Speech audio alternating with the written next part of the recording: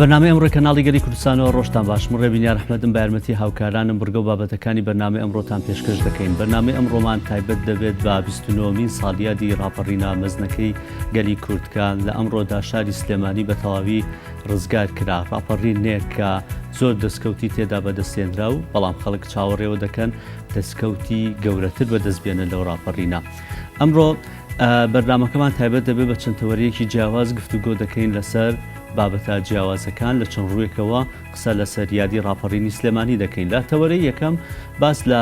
چیرۆکەکانی زیندانی کراوێک دەکەین کە لە ئەمنە سوورەکە بۆ خۆی لەوێ زیندانی بووە. چاوەڕێ ئەوەی کردووە کە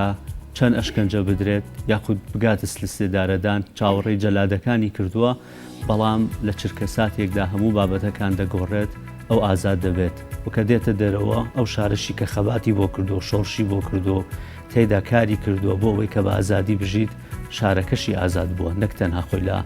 زیندان ئازادی بۆ. چیرۆکەکانی زیندان بە تایبەتی چیرۆکی ئەمنە سوورەکە لە زاری خۆیەوە دەبیستین و ساتی ئازادبوونی و سادی ڕاپەڕین لە زاری خۆیەوە لە ناو ئەمنە سوورەکە باز دەکەین. لە بەشی دووهەمدا لە تەوەرەی دووهەمدا گفتوگۆ دەکەین لەسەر ڕۆڵی پێشمەرگەکان بە تایبەتی پێشمەرگەکانی یەکێتی نیشتیمانی کوردستان کە ئەو کات لەسەر فەرمانی سەرۆک مام جەلال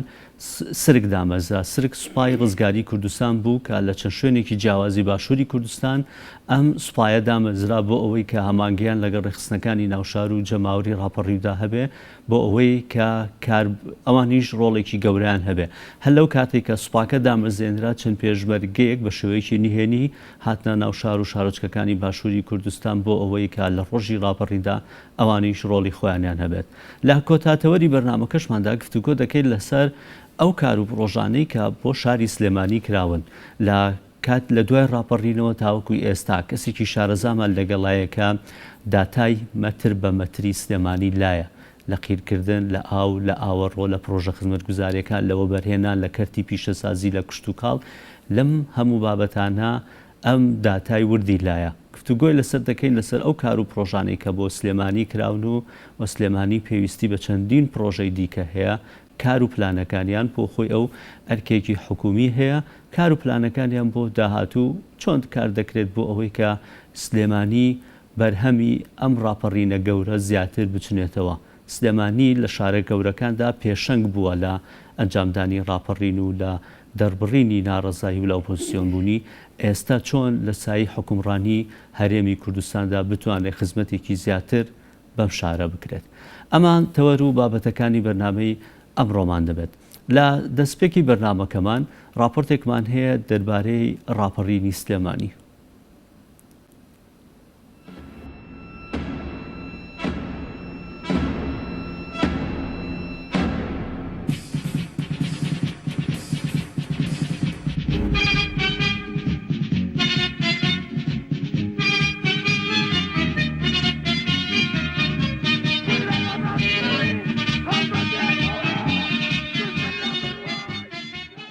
ڕاپەڕینی ئازاری ساڵی 1992 ئەو ڕاپەڕینە جەماوەریە مەزنە بوو کە جەماوەری باشووری کوردستان بە پاڵپشتی هێزەکانی بەرەی کوردستانی ئەو کات و بە پێشەنگی هێزەکانی پێشمەرگەی یەکێتی نیشتیمانی کوردستان بە ڕوویدام و دەستگاکانی ڕژێمی بەعەزدا تەقیەوە. ئاگاداریەک لە زناکۆوە بۆ ئازاد 1970 برادران ئاگادار بکەرەوە حوتی مانگ زەماوەند بکەن. ئەمە یەکەمین جفرێ ڕاپەڕینی ساڵی 1992 شاری سلێمانی بوو کە دەنگدانەوەیەکی زۆری هەبوو. هەر ئەمەش بووە گەڕی ڕاپەڕینی پێشمەرگە و خەڵکی گەیان دەلووتکە. سلێمانی کە لە هەموو شۆڕشەکانی کووردا ڕۆڵی پێشەنگ و یەکلاکەرەوەی گێڕاوە و بەبێ سلێمانی شتێکی ئەوتۆ نەکراوە. لە ڕاپەڕینی ساڵی 1992دا بووە سەرقاپڵە و بۆی یەکەم پارێزگای کوردستان کە دام و دەستگا سەرکوتکەرەکانی بەعسی ڕاماڵی و لە حەوتی سێی ئەو ساڵەدا تاجی سەرکەوتنی لەسەرنا بووە بناغی ئازادکردنی سەرجەم شار و شارۆچکەکانی دیکەی کوردستان بە کەرکووکیشەوە. ئێوارەی 6 ئازاری ساڵی 1992 پاش گەیشتنی هەواڵی ڕزگارکردنی ڕانیە و بازیان لە سلێمانی، جوڵە و مقۆم قۆی جەماوەر کە لە ناخێکی پڕ لە کوردانە و شۆڕش گێڕانەوە دەهاتە دەر هەستی پێدەکرا. هەر لەگەڵ گزنگی خۆری ئەو بەیانیەدا شانە چەکدارەکان لە سەرجەم گەڕەکەکانی شارەوە دەستیان بە هەڵمەت و هێرشبردنە سەردام و دەستگا داپۆسێنەر و تۆقێنەرەکانی ڕژێم کرد. لە گەڕێکی سەرشەقام و خەبات لای فولکەی دەستەکە و لەسەر چنار لای دائیرەی تەجنید و لە گەڕێکی ئیسکان دەستیان بەڕاپەڕین کرد و لە ماوەیەکی کورتخایەندا مۆڵگەکانی ڕژێم و چەند شوێنێک دەستی بەسەردا گیرا و پاشان جەماوەر هێرشیان کردە سەر سەرای سلێمانی و دواتر بەرەو حامی سلێمانی هێرشیان کرد. لەگەڵ بەرفراوان بوونی بازنەی هێرش و شاڵای ڕاپەڕیندا لە چەندین قۆڵەوە ئاراسی ڕاپەڕین بەرەو ئەمنە سوورەکەی سلێمانی ڕێچکەی گرت. ئیدی لێرەوە جۆش و تاوی ڕاپەڕین زیاتر پەرەیسەند و ئاپۆڕای جەماوەری ڕاپەڕیویش زیاتر بەتینتر کڵپەی دەسەند و گڕەکەیشی تا دەهات زیاتر دوژمنی دەسووتاند. چەند ڕۆژێک بوو هێزی پێشمەرگا بە تایبەتی بەتالیۆنی حەوت کەوتبوونە ڕێ بۆ هاتنە ناو شاری سلێمانی، بەڵام بەهۆی سەختی کەش و هەوا و پاکردنەوەی ڕێگاکان لە ڕەبیە و مینەوە لە بەرەبەیانی هەشتی مانگدا لەسەر شاخی گۆیژەوە بە تەپڵی سەرکەوتن بەرەو ناو شار شۆڕ بوونەوە و لە ماوەیەکی کەمدا بەهانای جەماوەری ڕاپەڕیوە هاتن کە لە دەوروبەری ئەمنە سوورەکە ڕۆبەڕووی چەکدارانی ڕژێم بوونەوە. ئەوە بوو لە شەڕێکی بێوێنەدا و بە پاڵپشتی ئەو هێزانەی پێشمەرگەکانی یەکێتی لە ئێوارەی هەشتی مانگدا ئەو مۆڵگەی بەعسیەکان کە بە قەڵای بەرەنگاریان دەزانی لە بەردەم هێرش و شاڵاوی جەماوەری ڕاپەڕی و پێشمەرگەدا خۆی بۆ ڕانەگیرا و هەرەسی هێنا. ئەمە شاری سلێمانی وەک یەکەمین ناوەندی پارێزگایەکی کوردستان ڕزگار کرا و تاجی سەرکەوتن و ئازادی لەسەر کرد. مژدەتان لێبێت کە بەما ڕۆژی ڕزگاری کوردستان و دیموکراسی عێراق نزیک دەبێتەوە.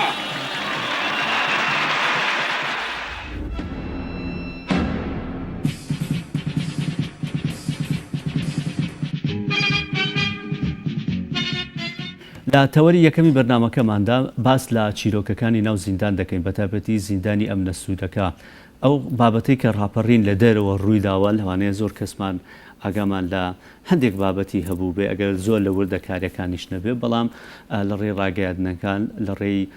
تیڤیەکان، لە ڕێگەی ئەوەی کە جەماوەری خەڵک بۆی باسکردووی چی ڕوویداوە لە دەرەوە ئاگامە لەو بابەتانە هەبووە. بەڵام لە ناو زیندانی ئەمنە سوورەکە چی ڕوویداوە؟ بە تایبەتی لە ڕۆژی یەکەم لە حوتی مانگدا کە هەموو سلێمانی ئازاد کرا، بەڵام ئەمنە سوورەکە تەنها مابوو. لە ڕۆژی دووهەمدا لە هەشتی سێ بە تەواوی ئەمنە سوورەکە دەستی بەسەردا گیرا و زیندانیەکان ئازاد کران. چیرۆکەکانی نێو زیندان، چیرۆکەکانی ناو ئەمنە سوورەکە لە دووتوێی دوو بەشدایە کە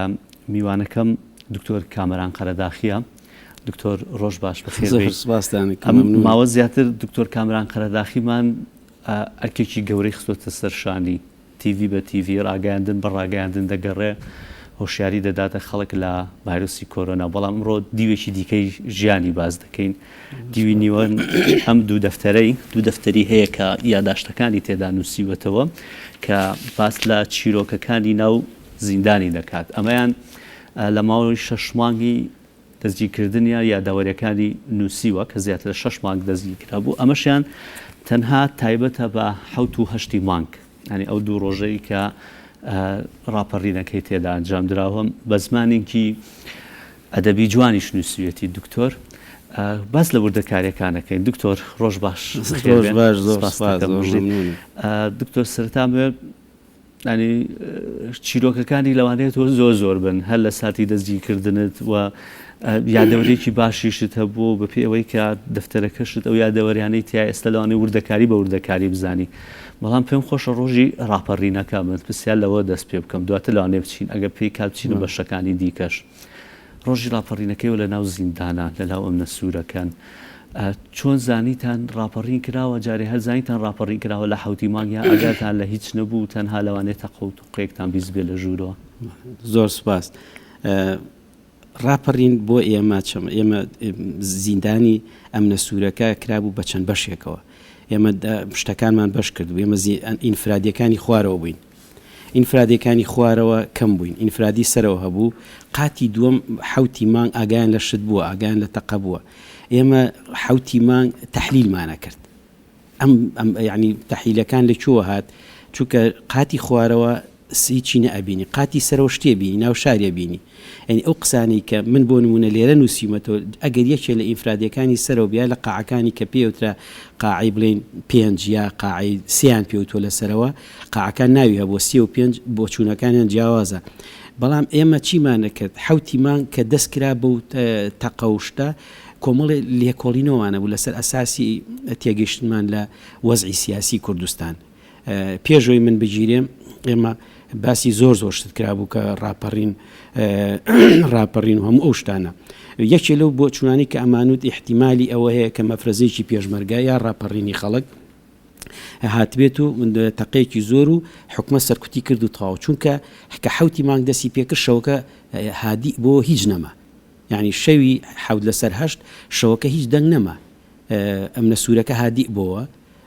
ئیتر ئێمە چۆنەڵی وەکو بڵێ تەشاؤمیەکمان بەسەرا هات ئێمە وتمان کراوە بە مەنعەتە جەول و هەروەها شارەکەیان کۆنتترۆل کردو و دەنگ هێلیکۆپتەری شەهاد لە ڕاستیە ئەنی ئێمە چیمانەکرەمان و ئەوە هێز هاتووە و ینی حوتی مانگ ئێمە تەحیلەکانمان لەسەرەوە بووە کە ئەمڕۆ ڕاپەڕین بووە کە ئەمڕۆ تەقەبول ناو شارە هەرچیە بوو بێت ئێمە ئاوامان تەحلیل کرد ڕۆژی دوایی ئەو ڕۆژی حوتی مانگ اینجا خواردن نەهات کە خواردن هات درەنگ هات ئەو زابطانی کە هاتن خۆیان هاتن ڕۆژانی تر یەکێکە کرایەوە 3 دقار کەسێکی کردەوە ئیبر بۆ سەر ئاو هاتەوە یەکێکی تریش ئەچوو خواردنەکەینا بە قاپی ماستوانە تەوزیعکرا ماستی پشکۆلە بوو ئەلبانیان پێوە ئەجا تەمان کە خۆیان هاتنە ژوورەوە ینی بە ئەمنەکە و بە کلاشینکۆف هاتنە ژوورەوە ئەجا ئەلەوێ زانیمان کەشتەکە زۆر گەورەیە زانیمان کە ناو ئەمنە سوورەکە خۆی مەترسی لەسرە یعنی حوتی مانگ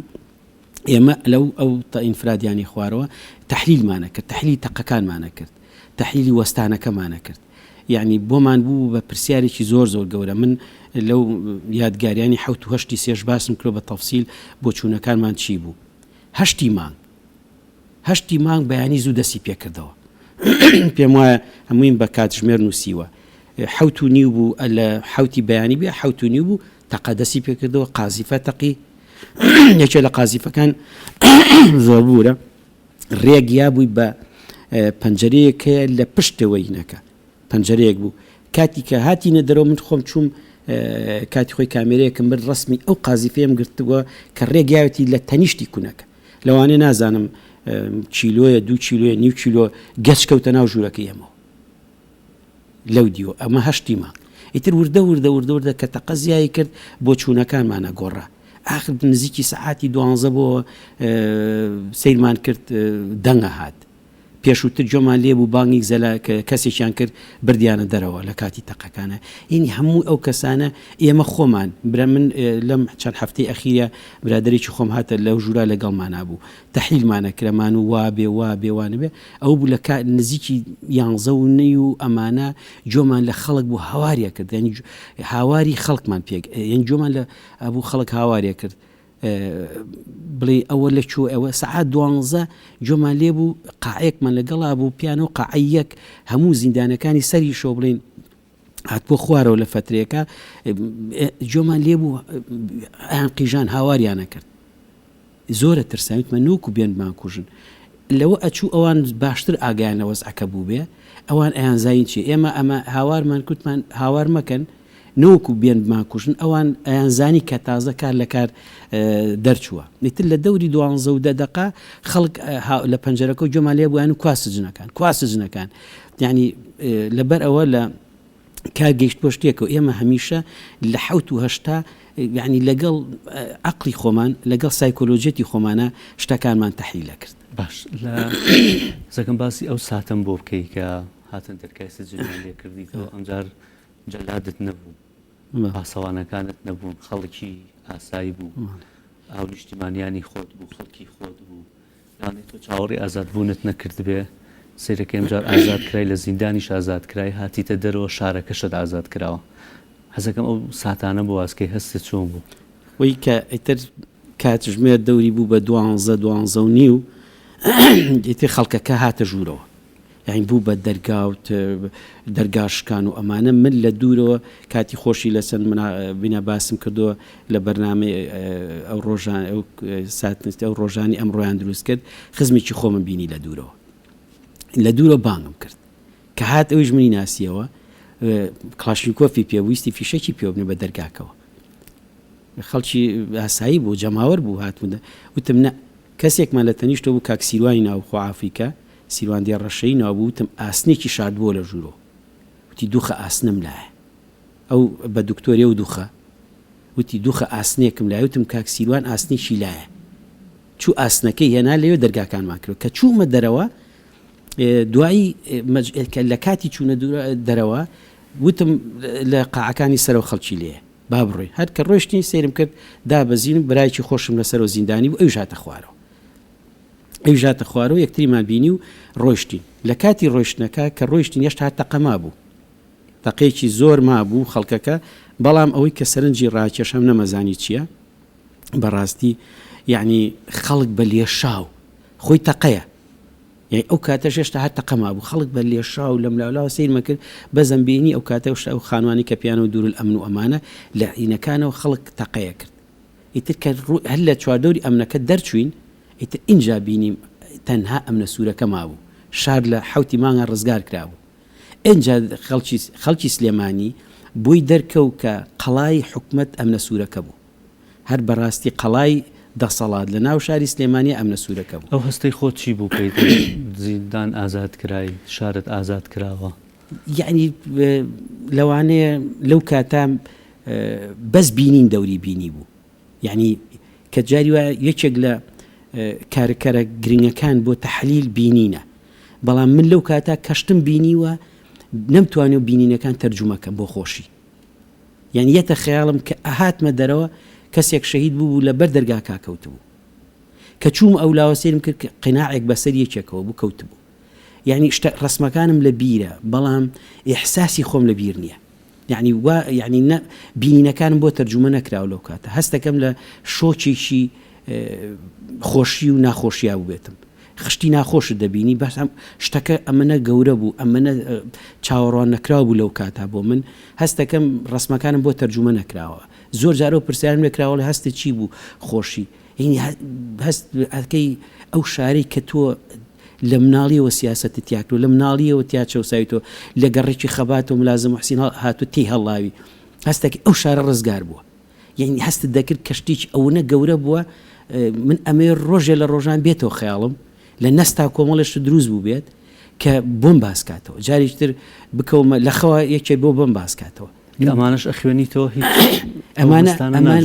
مشکلەکەم ئەوەیە کە ئیستی خوێنمەوە هەستەکەم بە گەورەی ڕۆژەکە گەورەیە گەورەیەکی خۆشیەکەی نازانم چەند ینی وەسم بۆ ناکرێت زۆر جاو پرسیار نەکراوە هەچەند بیرەکەم و بۆچی من ناتوانم بێجگە لە گەورەیەکەی وەکو ڕووداوە مێژوویە کۆمەڵایەتی تاریخەکەی بۆ خەڵکی کوردستان و شاری سلێمانی ئەو گەورەیی ناتوانم بیکەم بە خۆشیەک وەسفی خۆشیەکە بکەم لە مەڵا وهابووم و دڵم نازانم ینی بەڕاستی باش ینی باسکردی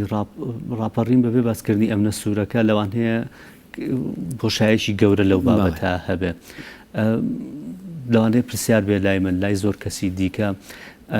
ئەو دڕندەیەی کە ئەبینێ لەوانەیە ئێستا هەر سەردانی ئەمنە سوورەکەش بکەی لەوانەیە بەشێک لەو دڕندەیەت بەرچاو بکەوێ بەڵام دڵنیاشم ینی هەبووی ناخرێتە ڕووی ئێستا ئەو ڕەفتار و کردارانەی خۆت وتت ینی ئەمان سەر لە بەیانێکە هەستت بە شڵەژانێک کرد لە هەشتی مانگا ڕەفتار و کردداری هێزەکان بەعەس لەگەڵتانە گۆڕا لەو کاتان هەیە ینی زیاتر تون دڕەوتر بوون یا هێندە کاتیان نەبوو بیان پەرژێر سەر ئەوەی کە بێن بۆ لای ئێوەش خۆی لە ڕاستی ئەمەی بەڕێستان کاتی ئەویان نەما کە بێنەوە بۆ لای ئێمە کە هاتیشنەوە بۆ لای ئێمە بە شێوەیە کاتن ئیتر ئێمە چۆنەڵی وەکو بڵێ مژدەی خۆشیمان وەرگرت هەر لە تەسەڕوفاتەکانیانەوە بە تووڕەبوون بە سیلاح و هاتن ناوینەکە و ئەبەو شێوەیە تەسەڕوفیان کرد ئەوان ئەگەر هەچ کەس ئێستا بچێ بۆ ئەمنە سوورەکە جیاوازیەکە بینێ لە بینی هەردوو بیناکە بینای زیندانەکان لەگەڵ بینای ئیدارە دیوارێکیان لە بینایە دیوارێکیان لە بینایە لەو کاتێک کە ئەمان هەمویان بانکراونەوە بۆ دیفاعکردن لە خۆیان لە بینا سوورەکە ئێمەیان چۆڵ کرد بوو یەکێ لەو قسانی ملازم محسین نەقیب ماجید ئێمە پێمانەوە سێ ئەستێرەکە جۆمان لێبوو لە سەعات دەینی و ڕایە شتێکی ئاوا نووسیومەتەوە ئەڵێ حەج کەسی هاتە پێشەوە دەرگاکە تەقیلەکەن بیکوژن ئەمە زۆر بوو بۆ ئێمە کەواتە ئێمە ئەزانین یانی لە قسەکەی نەقیب ماجیدەوە ئێمە ئەومان تەحلیل کرد کە خەڵک لە دەرگای ئەمنە سوورەکە نزیک بۆتەوە اینجا ئەوەش کە ئەڵێ حەج کەسی بێتە پێشەوە بیکوژن ئەوە خۆی دەلالەتێکی گەورەیە لە فاشیزم وایەوە نییە ئەمە ئەوە بەڵام ئەوەی کە ئێمە ئیتر ئەوان ڕەبتیان لەگەڵ ئێمانەمە ینی 2 ڕۆژ 7 مانگ ڕەبتیان لەگەڵ ئێمانەمە خواردنیان تەوزیع نەکرد خواردن تەوزیع نەکرا بە هیچ شێوەیە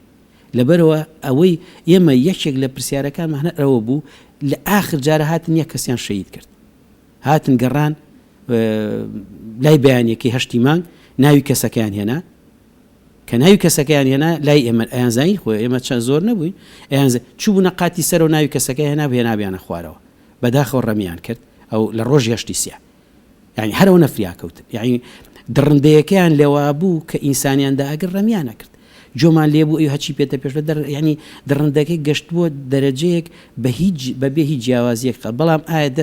پرسیارەکە لەوە ئەگەر دەستیان گەشتە بە دڵنیایی من خۆم دڵنیا لەوانی هەمومانیان ڕەمی کردایە بەڵام ئێستا کێشەکە گەیشتۆتە شوێنێک لەوانەیەکی من ڕاستیتیانە چکە من ڕەمی نەکراین بەس ئەو برادەرە بەداخەوە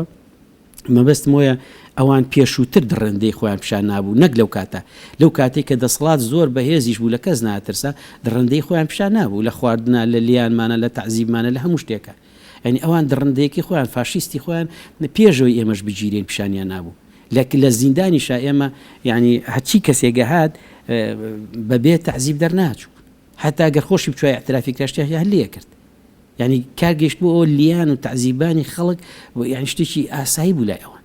لەبەرەوە بەڕێی من 7 ئەوان بەدەستیان بە ئێمە نەگەشت بەڵام 7 نا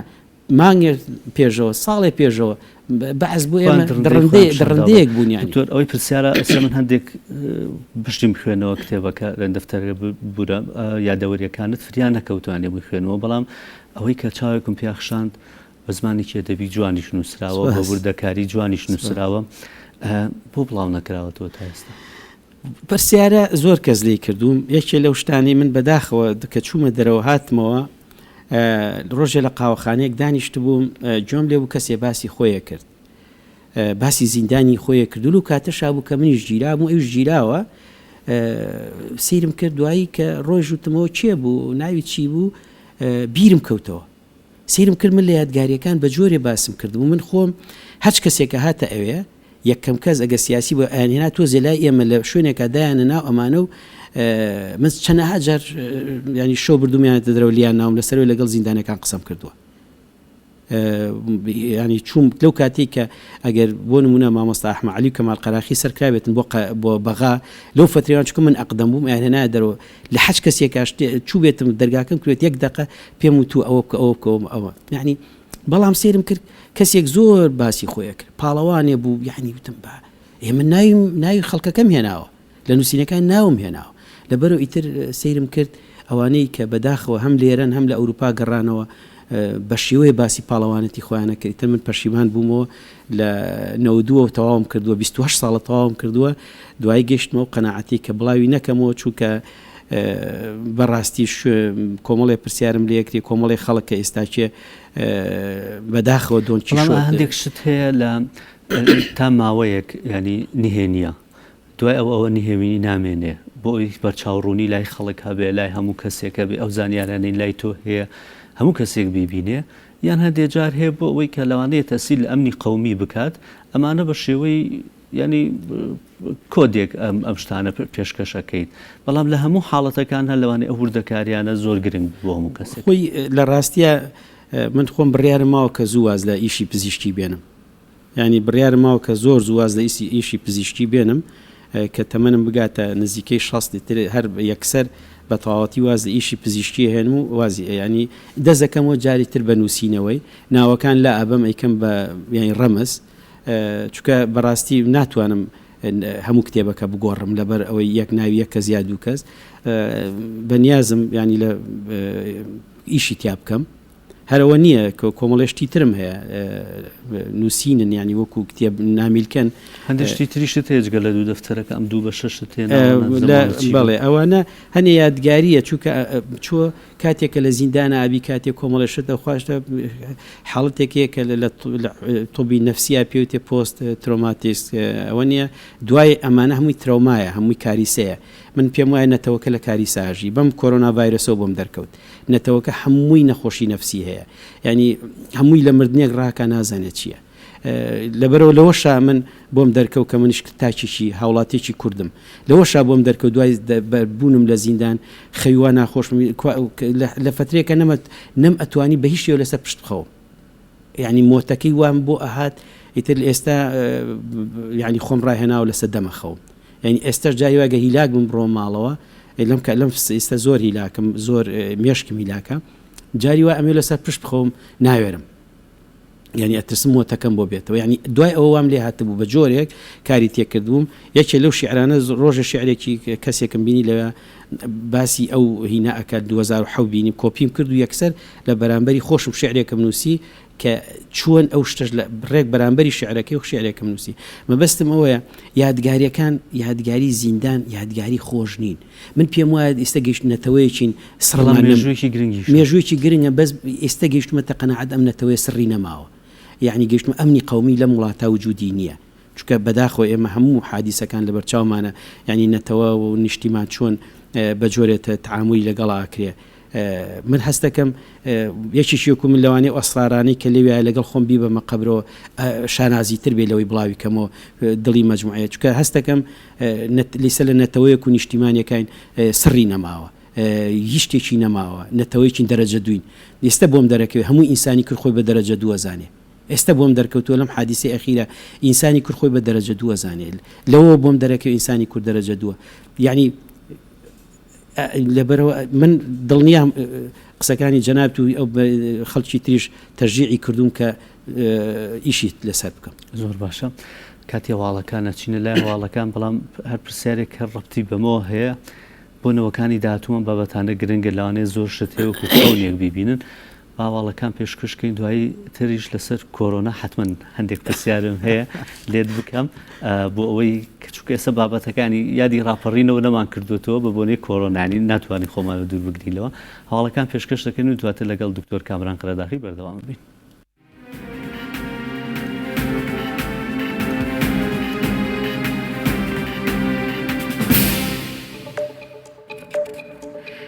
ساڵ لەمەوبەر و لە ڕۆژی شەشی ئاداری ساڵی 1991 هاوڵاتیانی ناحیەی بازیان راپەڕینیان دەست بە دام و دەستگاکانی ڕژێمی دیکتاتۆری بەعاز ئەنجامدا بەشداربوانی راپەڕینی بازیانیش داوای پاراستنی دەستکەوتەکان دەکەن.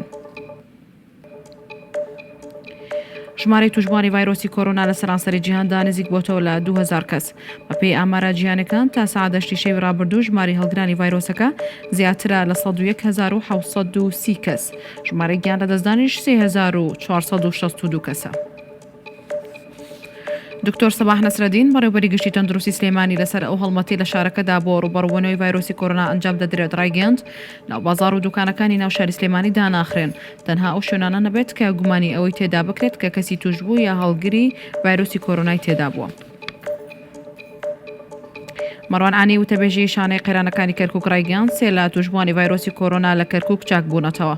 ئاماژی بۆش کردووە بۆ دڵنیابوون لە ڕاستی و دروستی زانیاریەکان چەند نمونێک لە پشتگیرینی ئەو هەوڵاتیانە ڕەوانی بەغدا کراون ئەوانیش پشتڕاستیان کردوتەوە کە ئەو سێ کەسە ڤایرۆسەکەیان پەڕاندووە. شانەی بەرەنگاربوونەوەی قێرانەکان ڕایگەاند دەوامی دامەزرا و حکوومەکانی عێراق هەتا ڕۆژی 15 ئەم مانگە ڕاگیرە بڕیارەکە لە چوارچێوەی ڕێوشوێنە خۆپارێزیەکاندا دێت بۆ ڕێگرتن لە بڵاوبوونەوەی ڤایرۆسی کۆرۆنا ئەوش خراوەتە ڕوو داوامڕاگرتن کردەکانی تەندروستی و ئەمنی ناگرێتەوە. میدیاکانی ئێران بڵاویان کردوتە حوسێن شێخولە ئیسلام ڕاوێژکاری پێشووی وەزیری دەرەوەی ئێران دوای چەند ڕۆژێک مانەوە لەژێر چاودێری پزیشکی بەهۆی توشبوونی بە ڤایرۆسی کۆرۆنا لە تارانی پایتەخت ئێران گیانی لەدەستدا.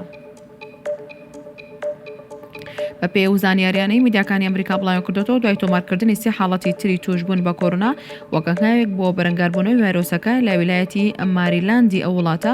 بارینە ئاسایی ڕاگەیاندرا. یەکەمین حاڵەتی توشبوون بە ڤایرۆسی کۆڕۆنا لە ڤاتیکان تۆمارکراو لەلایەکی ترەوە دامەزراوی تەندروستی نیشتیمانی هۆڵندا لە ڕاگەیاندراوێکدا بڵاوی کردەوە. یەکەم حاڵەتی گیان لە دەستدان بەهۆی توشبوون بە ڤایرۆسی کۆڕۆنا لە وڵاتەکەیان تۆمارکراوە کە پیاوێکی تەمەن 86 ساڵە. هەزاران کۆچبەر لە ناوچە سنوورەکانی یۆناان چاوەڕوانی کرانەوەی سنوورەکان و گەشتنیانن بەرە وڵاتان یەکێتی ئەوروپا و ئەمڕۆژ پێکدادان لە نێوان کۆچبەران و هێز ئەمریکان سەری هەڵدا. بەرپرسێک لە سەرۆکایەتی تورکیا ئاشکرای کرد ڕێکەوتنی وڵاتەکەی لەگەڵ رووسیا پەیوەست بە دۆخی ئیدلیب کاریگەری لەسەر هەڵوێستی تورکیا سەبارەت بە پرسی کۆچبەران نابێت و کرانەوەی دەرگاکان بەڕووی کۆچبەران بەرەو ئەوروپا بەردەوام دەبێت. ڕوانگەی سووری بۆ مافەکانی مرۆڤ بڵاوی کردەوە دوای ئەوەی لە سەعات 12 شەوی ڕابردوو بە پێ ڕێکەوتنی نێوان تورکیا و رووسیا لە ئیدلیب ئاگربەس ڕاگەندرا، بەڵام هەردوێنێ شەڕۆپێکدادانی تونند لە نێوان سوپای سووریا و گروپە توندڕەوەکانی نێوشاری ئیدلیب ڕوویداوە، بۆ هۆیەوە دەیان سەرباز و چەکدار کوژراون و بریندار بوون.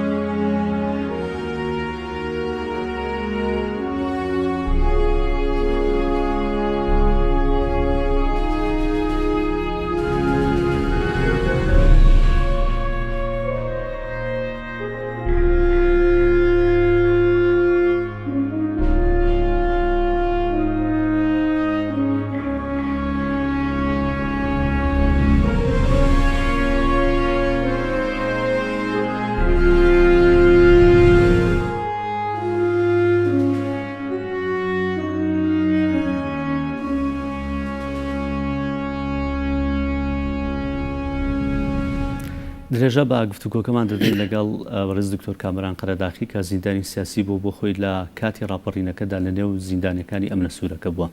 دکتۆر باسی ئەوم کرد کە ئەمە لەوانەیە بۆنەوەی داهاتوو یادەوەرێکی زۆر گەورە بێ. ئێستا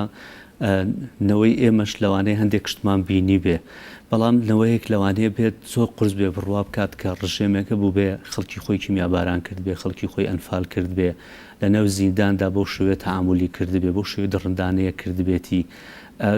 ینی بەداخەوە ناوەندێکی ئەرشیف و یادەوەری ئەوەندە گەورەشمان نییە لە ناو باشووری کوردستان کە ئەمانە بە شێوەیەکی گەورە بەپارێزین. ینی بەدیوێکی ترا دەمێ ئەو قسەیت پێ بڵێم ئەرکی کەسانی وەکو ئێوەیە ئەم بابەتە بخەنە ڕوو بۆ ئەوەی نەوەی داهاتوو هیچ دەبێ بڕوامان پێ بکەن کە شتێکی وا هەیە. بەڵێ وڵا حەزەکەمەوە بڵێم ئێستا برادران لە ئەمنە سوورەکە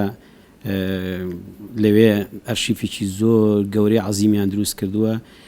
کۆکردنەوەی شتەکانیان کردووە، تەلەفونەکەن ئەچم بۆ لایەن خەڵکیی هەمویان بان کردووە، خەریکی ئیشێکی زۆر زۆر گەورن. بێگومان ینی هەندێک شوێن ئەوە نەبوو ئەزانم، بەس بەڵام ئەگەر لەیادت بێ لە کاتی دروستبوونی قەیرانێکدا لە جێگەی ئەوەی شوێنێکی گەورەی وەکو ئەمنە سوورەکە لە سەرو هەموو شوێنێکەوە بێ بە ناوی قەیرانەوە دایەخەن، ینی تا ئێستا نازانم چۆن بیرەکرێتەوە لە ناو حکومەتا لەم بابەتە. خۆی ئەگەر بیرکردنەوەکە بیرکردنەوەی کولی بێ، ئەوەی کە داخرا و ئەزمەی کە تیا دروست بوو ئەوە ئاگامان لێیە، چونکە من کاتی خۆشی لەسەر ئەوەم نووسی ئەبێ دام و دەستگای دەوڵەت دام و دەستگاکان بە دەوڵەتی بکرێ. بۆ نمونە یەکێتی نیشتیمانی لە سلێمانیە خۆی حکومت بووە، تا ئێستش کۆمەڵی دام و دەستگای دەوڵەتی خۆی لەسەر میزانی خۆی ئێبا بڕێەوە. ئەبێ ئەم ینی ئەگەر شەرتیش نییە هەموو کەسێک دکتۆر بتوانێت بچێتەوە شوێنسە بۆ من خەڵکە ئەمنە سوورەکەی بەڵام ئەو کتێبەی تۆ لەوانەیە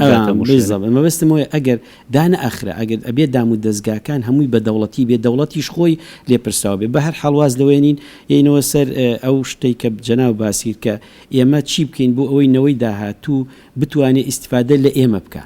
لێرە پرسیارەکان زۆر زۆر قورس بووە، معقەد بووە، خەریکە وردە زۆربەی شت ئێستا لە ڕووی زانستەوە لە ڕووی چیرۆک و شێعر و ئەدەب و ئەمانە زۆر زۆر پۆکاونەتەوە. ئەوەی کە ئێستا گەورە بووە سیاست و جۆرێکی تر لە دەسەڵاتە من دەسەڵاتێکی سیاسیە بە هەردوو ماناکەی دەسەڵاتێکی ئیسلامی سیاسیە دەسەڵاتەکەی تری دەسەڵاتێکی جۆرێکە لە سیاست ئێمە لەو بەینا زۆر بچکۆلین ئەهلی کتێب و ئەهلی شیعر و ئەوانە بێلایەن بی هیچ نیت وەکو من بێلایەنم هیچ نیم ینی بێلایەن بوون لە کوردستان ینی هیچ بوون هەچەند هیچ بوون خۆی مووقیفە ینی بێلایەن بوون لە کوردستان ینی سفر بوونەوە ینی فۆرماتکردنەوەی ئینسان لەبەرەوە من بەکوتیشم من خۆم ئەوە بەرنامەمە کە باسی ئەوە بکەم بەجای ترسە لە نوێ بینوسمەوە و طبعا ئێمە هەرچی شتێکێکین هەتا ئەم دقەیە کە دانیشتوین تەمەنمان بەرەو سەرەوە ئەڕوات و هەمیشە بی لە وڵاتەکەمانەکەین و یاونی ئەمڕۆ کە تەلەفۆنتان کرد بۆ ئێرە ئەم نەسوورەکە لای من بەشێکی زۆر گرنگە لە ژیانی منە بەشێکی زۆر گرنگە لە ژیانی ئەم شارە بەشێکی زۆر گرنگ لە ژیانی خەڵکی کوردستانە پێویستە بە جۆرە لە جۆرەکان باس بکرێتەوە بەڵام تەقدیس نەکرێ من هەمیشە دژی تەقدیسکردنی هەرچی شتێکم حتا نابێ ئەو هیچ شتێک نابێ ئەو نە تەقدیس کرێ کە بخرێتە سەروی هەموو ئینسانەکانەوە ینی مەبەستم چیە مەبەستم ئەوەیە ئێمە پێویستە گرنگی بە شتەکان بین لە بە بۆچوونی هەموو شتەکانە بۆ نمونە گرنگی بەم کۆرۆنا ڤایرۆسین یعنی ئێستا حالیان هەموو کەس قسەی لەسەرەکە ینی هەموو کەس قسەی لەسەرەکە ئەم نەسوورەکە ماوەیە هەموو کەس قسەی لەسەرەکە هەموو خۆی کرد بە زیندانی سیاسی کاتی ئەوی زیندانی سیاسی و هەوی ببێ بە زیندانی سیاسی و تەقاوتی وەرگە پارەی لەگرە 2 مانگەکرا بە 3 مانگ 3 مانگەکرا بە 6 مانگ 6 مانگەکرا بەین یعنی مەبەستم چییە مەبەستم ئەوەی ئێمە بەداخەوە ئێستا سیستەمێک نییە هەمومان بگرێتە خۆی سیستەمە نییە هەموو هاوڵاتی بە یەکسانی بگرێتە ئەمڕۆ دیوێکی دیکەی ژیان وتە شعرم نووسیوە توانی هە پاچە شارێک لەو وڵا بەینە ئەوە ناتوانم چونکە شتەکە لەو کاتا هات ئەوە تەلەڤیزیۆنی عێراقیە تەلەفۆنیان بۆ کردن توانی بە عەربی وڵای عەربی ئەخوێنەوە تەرجمەیەک هەموو شتی ناکەم بەڵام قسەی پێ ناکەم من ئێستا کۆمەڵێ برادر دایشتە ڕەخنە لە وشە کوردیەکان مەگرن اینجاوەرە بۆ عەربیەش قسە بکەم ئێستاش ئەگەر من شاعیر نیم و ینی کە نووسیومە مجرد ئیحساسیی وەقتی بە داوای لێبوردنەکەم باش پێمان خۆش بوو ئەحساسەکە پێ بگات ئەحساسەکە لە کاتی ناخۆشییا بوو لەو کاتا بوو کە زۆر جا بە تەنیا گریاوم پیاوی کورد لە بەرچاوی ژناڵەکەی ناگرێ بۆی زەعیفشانە کەچی سێریکە ئەو گریانە چەند مهمە ئەو فرمێسکە چ زاخاوێک لە ناخ و لە نەستی ئینسانەوە هێنێتە دەرەوە بە تەنیا بوون کە گریان بوو بە مۆتەکەیە بەسەرمەوە فرمێسکەکان هەستمە کرد یعنی دنیایەک یادگاری لەگەڵ خۆی هێنتەخوا یعنی شعرەکەی من وازم لێن ڕقم لە گریان و فرمێسک بوو یعنی ژیانی لێ تاڵ کردوم لەسەر لە سارم لی ئەخوری لە نەرویجە بۆە بڕۆشتماتە یعنی مەبەستم چییە مەبەستم وایە ئەڵێم گریان و فرمێست تو بوو ئەم خێمەیە هەڵاوە لە چواردەوری منە بڕۆ یعنی میز ڕاکەم لە دەستی لەبەرەوە ئیحساسەکە ئەوە ناخۆشە قەت حەز ناکەم بیرم کرد مش ناخێنە سەر تا ڕادێکش لەو مۆزوعانە دوورەکەینەوە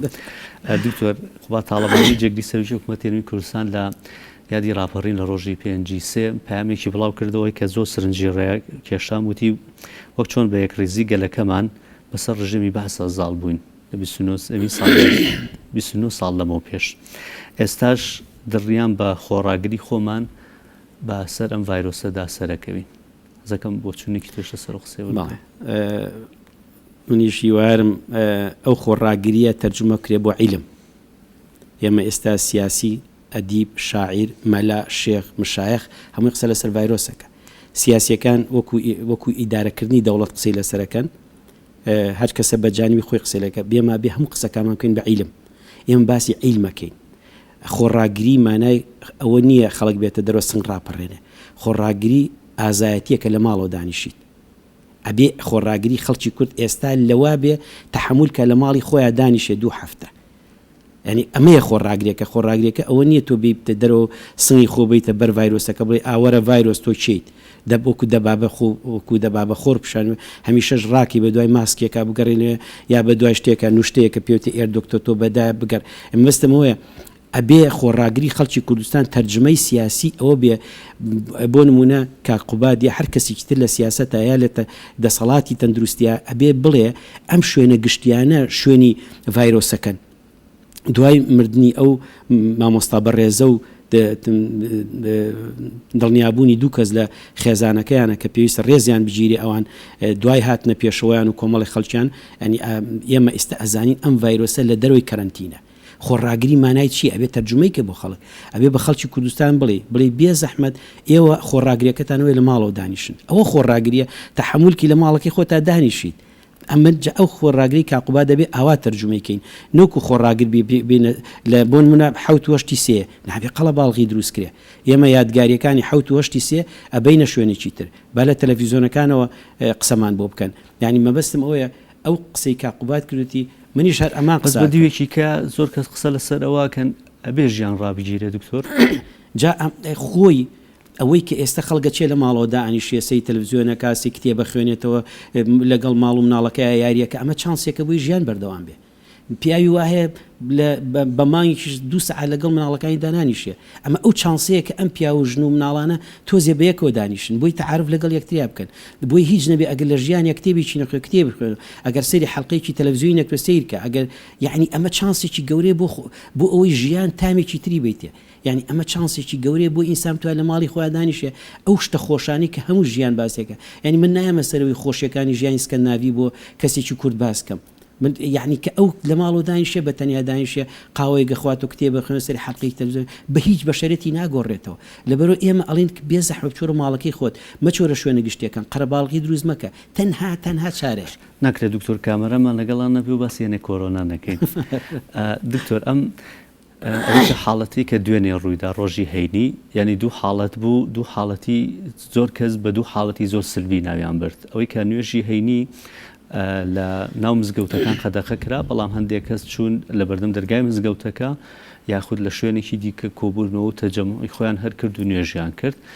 هەندێکی دیکەش کە وەکو خۆت گوتت ینی پشووە و بۆ ئەوە کراوە بە پشوو بە تایبەتی لە ناوەندەکانی خوێندن و لە زانکۆکان بۆ ئەوەی کە لە ماڵەوە بمێنەوە نەک بچنە شوێنی قەرەباڵغ زۆر کەس ڕۆشتنە دەرەوە گوتیان لە شوێنی کراوە گرفتمان نییە کۆنتاکتی زۆرمان لەگەڵ خەڵک نابێ ئەوەی کە بۆ نەگەر نەخۆشێک دەستی لە شتێک یابێ ئەو دەست ئێمە ناینەوە لەم بابەتە سەیرانگاکانیش و ئەو شوێنەکانی دیکەش قەرەباڵغ بوون ئێمە ئەبێ لە پێشەوە حەچی مقدساتی ئینسانی ڕێزی لێ بگرین ئاینە خۆشگوزەرانەکانیتی هەموو شتێکی ڕێزی لێگرین هەچ کاتێک کە ئەڵێن با مزگەوت نوێژیتیان نەکرێ نوێژی جەماعینەکەی ئەمە لە مقدساتی ئەو شتەدا نابەزێ بە پێچەوانەوە ئێمە ئەڵێن بۆ ئەوەی تۆ بەردەوامبی بتوانی جارێکی تر بە تەندروستێکی باشەوە بیتەوە شوێنم پیرۆزەکانی خۆت لە ئێستا پێویستە خۆت بپارێزی هەرم پرسیارە پێشەوەی وەڵامی ئەم دوو بابەتم بێت هەرم پرسیار ڕای کێشان بۆ ئەوەی کە هەندێک کەسیش دەڵێن باشە خۆ تەنها مزگەوت کۆبوونەوەی تیا ناکرێ مۆڵەکان هەیە تیا ئاکرێ چێشخانەکانە کافتریاکانە تەنانەت دەستی تۆمەتیش بۆیەوە ڕاکێشن ئەڵێن ئەی لە نۆرینگە پزیژیەکانی خۆشیان من یەکەمین شیعارم ئەوە بۆ بێ عیادەدا بخرێ هەموو ڕەفیقەکانم خۆ مەزانم یەکێ بۆی نووسمە زانی ڕەفیقەکانی ستەڕقیان لێتە بێت و وتم قەی چێکە من لە بەرژەوەندی نەخۆش قساکەم نەک لە بەرژەوەندی دکتۆر ئەم باشترین شت ئیسپات بوو کە ئەم نەخۆشانی کە هێشتا لە ئێران هاتوونەوە نایەنە خەستەخانەکان چونکە نەخۆشخانەکانی دەوڵەت کەیان تێمپرێچەر و هەموو شتێکیان بۆ هەموو شتێکیان بۆکەن و لە چۆ بوو لێ ینی پرسیار و وەڵامێکی زۆر بەس کاچێتە عیادە ئێستا بەڕای من عیادەکان مەترسیدارترین شوێنی ئەم شتن دوای ئەوە باسی کە من باسی ئەوم کرد کە کۆمەڵێک خەڵک لە ڕووی عاتفی و لە ڕووی کۆمەڵێ یعنی حتا دین بە عاتفە تەرجوماکەن دین بەلایەنە زانستێکی تەرجمە ناکەن بۆیە لە پێشەوە لێمە دەچکە دوێنێ ڕوویا بوو من هەر ڕستەکان بی سەیران ئەچووە دوێنێ من چکە چووم ناو بازار ڕ هەمووی گەڕام چوومە ئەو دوی سێرم کرد خەڵکەکە زۆر حەزەرەکە قەڵەباڵخی ناکەن چوونەتە شوێنی دوورۆ خەڵکی خۆ ماڵێکە عایلەیەکی شتێکی تیانێ بخۆیە چێتە دەرەوەی سلێمانە چێ بۆ باخەکەی لە شوێنێکی دوورە قەڵەباڵخی بەس لە ناو ماڵەکەی خۆیەتی ئێمە نەمانوتن ناو ماڵەکەی خۆ ماسکە شتیوامان نەوتوە بەڕێی منەگە خەڵک هەر بەو شێوەی کە تۆپەڵ نەچنە ناو خەڵکێکەوە بۆ نمونە دوو ماڵ لێرە سێ ماڵ بێ لە تەنیشتی و هەڵی بە ئەمە خراپە تۆ ماڵێکە چێ 5 کەسە 10 کەس هەموو خۆین ئەچن لەسەر گردێ بۆ خۆیان دائانیشن و سەیرانەکەن ئەوە مۆزوعێکی تر ئەگەر ئەوان پاشەڕۆیەکیان بەجێ هێشت بێ ژمینێک بێ شتێک بێ هەر بابەتێک بە لەوان ئەوە بەجێ نایەڵێ دیسە ئەوە ئێمە باسی وەکین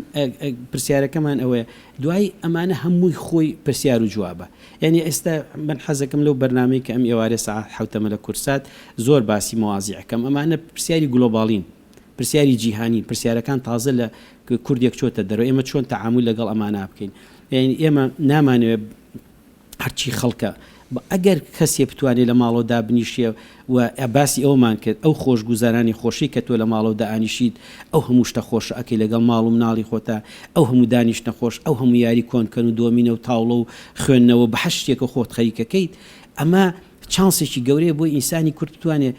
بزانێت ژیانێکی تری شەیە ژیانی ناوماڵ زۆربەی خەڵک نازانێت ژیانی ناوماڵ چییە ئێمە ئەڵین ژیانێکی لە ناو ماڵە زۆر خۆشە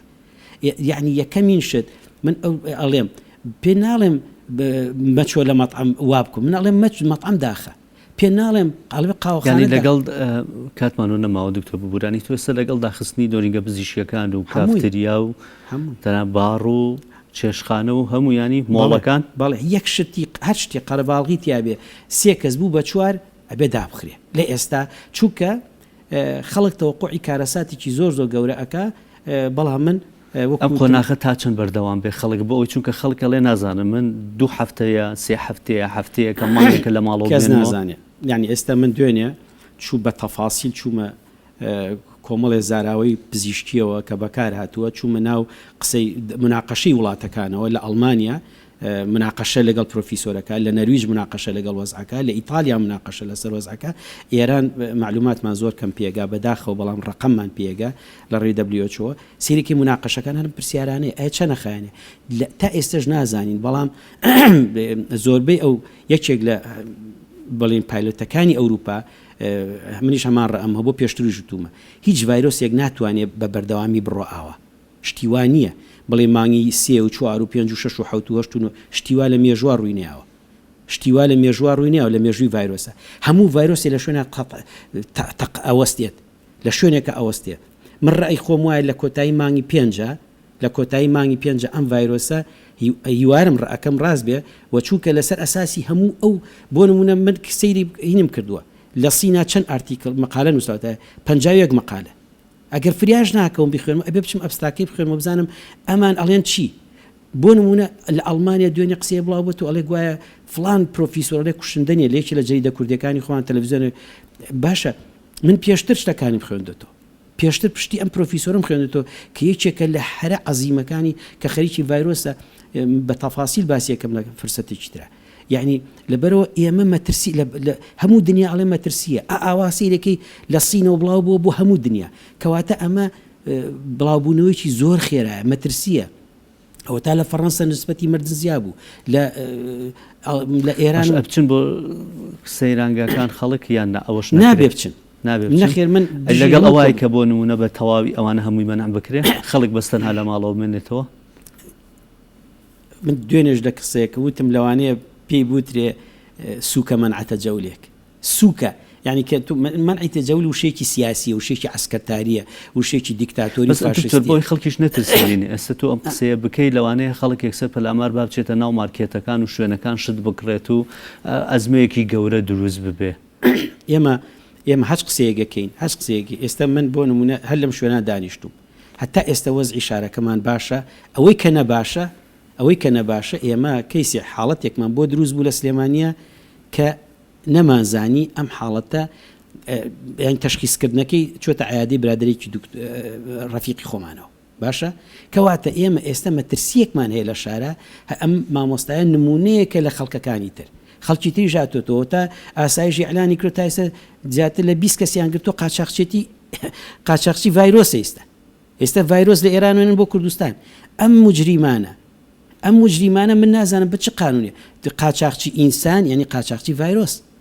یعنی پێویستە ئەمانە نایان بنێن حکمێکی تایبەتیان بۆ دەرکرێ ئەمانە قاچاقچەکانی ڤایرۆسیان پێبوترێ قاچاقچی ئینسانی چکە من لە کامران قەرەداخی زیندانی سیاسی و ئەمڕۆ هەم دوو بابەتە هەبوو زیندانی سیاسی و وەکو پسپۆڕێکی پزیشکی ناویش لەگەڵمانە بووی زۆر سپاس بۆ زانیاریەکانت زۆر سپاس بۆ یادەوەریەکانت نوک خۆمیوادارم ڕۆژێک ئەوە بەکو کتێبێکە بێ بیخوێن زۆر سپاس بۆم تۆری بەرنامەکە لەگەڵمان بووین دەگەڕێنەوە ناو ڕاپەڕین راپۆرتێکی تایبەتوان ئامادەیە لەسەر ئەم سوورەکە لێرە زیندانی کرابوو کامەرانی مەلا عەزیز، یەک لە ڕێخستنەکانی یەکێتی نیشتیمانی کوردستان. ئەو چیرۆکانە دەگێڕێتەوە کە لە ئەمنەسوورەکەی شاری سلێمانی ڕۆژانێک ڕۆڵەکانی ئەم وڵاتە بە دەستڕژێمی سەددام بوو بنە قوربانی. لە دوای فترێکی زۆر ئێمە هاتینە ئێرە کە هاتینە ئێرە کۆمەڵێک برادری کەی لێبوو لەو بەرادرانی خۆمەتیاشیا بوو نەمانە ناسی تەمان خۆ ڕێخستنەکانم و یەکتری ناناسن یەتر فترێکی زۆر ئێمە لێرە ماینەوانە زۆر قاڵە باڕق بوو بەس برادرانی خۆمان ئێمە 56 کەس بووین. کونج و کەلەبەرەکانی ئەمنەسوورەکە دەیان مەرگەساتیان لە خۆ گرتووە کە سەواری سەدان قوربانی و ئەشکەنجە لەم دیوی شیشی زیندانەکانی ئەمنەسوورەکەوە تۆمار کراوە. شوێنەکە شوێنێکی زۆر گرنگە بەنسبەت مێژووی ڕێخستنەکانی یەکێتی نیشتیمانی کوردستانەوە بەڕاستی بە واجبات هەواڵانی یەکێتی نیشتیمانی کوردستان لێرەیان بەڕێ کردووە کە لێرە بەڕێکراوە بەرابەرەوە بەغا کۆمەڵێکی زۆری تا لە سێدارە دراوە. ئێستا ئەمنەسوورەکە مۆزەخانەی گەلێکە. ئەو ڕابردووە تاڵانە نیشانی میوانان دەدرێت کە دێنە مۆزەیە. لە دوای ڕاپەڕین کە ئێمە بیرمان لەوە کردەوە ئێرە بپارێزین و وەکو مۆزەخانەیەکی نیشتیمانی مامەڵی لەگەڵا بکەین و بیهێڵینەوە بۆ نەوەکانی داهاتوو تا بزانن ئەو ڕژێمە سەرکوتکاریەی بەعەس چکارە ساتێک و مەرگە ساتێکی بەسەر ئەم میلەتەی ئێمە هێناوە. دەبێت نەتەوێگرتووەکان چیرۆکەکانی ئەمنەسوورەکە و هەموو هەرێمی کوردستان بکاتە کارنامەی خۆی بۆ ئەوەی مرۆڤایەتی ئەوە بزانێت کە کورد لە ڕابردوو تا ئێستا قوربانی دەدات بۆ خاکەکەی بۆ نیشتیمانەکەی، قوربانی دەدات بۆ ئەوەی نەتەوەکەی لە ژێردەستەی داگیرکاری ڕزگار بکات. ئاوەڕانی گەلی کوردستان نێو ژووری فەلاقە لە ئەمنەسوورەکەی شاری سلێمانی. ئاگاداریەک لە زمانەوە بۆ ئازاد 1970 نەکەوەی کورد نەکەوەیەکی زیندوو تێکۆشە کۆڕ نەدەرا و هەتا کوردێک بابێ کەرکووک شاری کوردستان.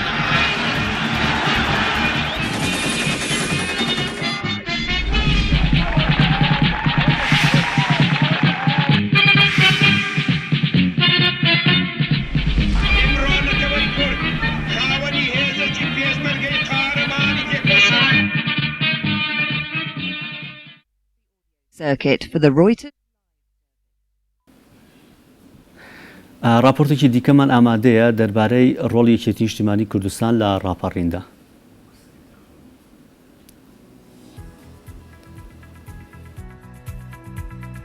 یەکێتی نیشتیمانی کوردستان لە کاتێکی پێویست بۆ ئامانجێکی گرنگ و گەورە دامەزرا.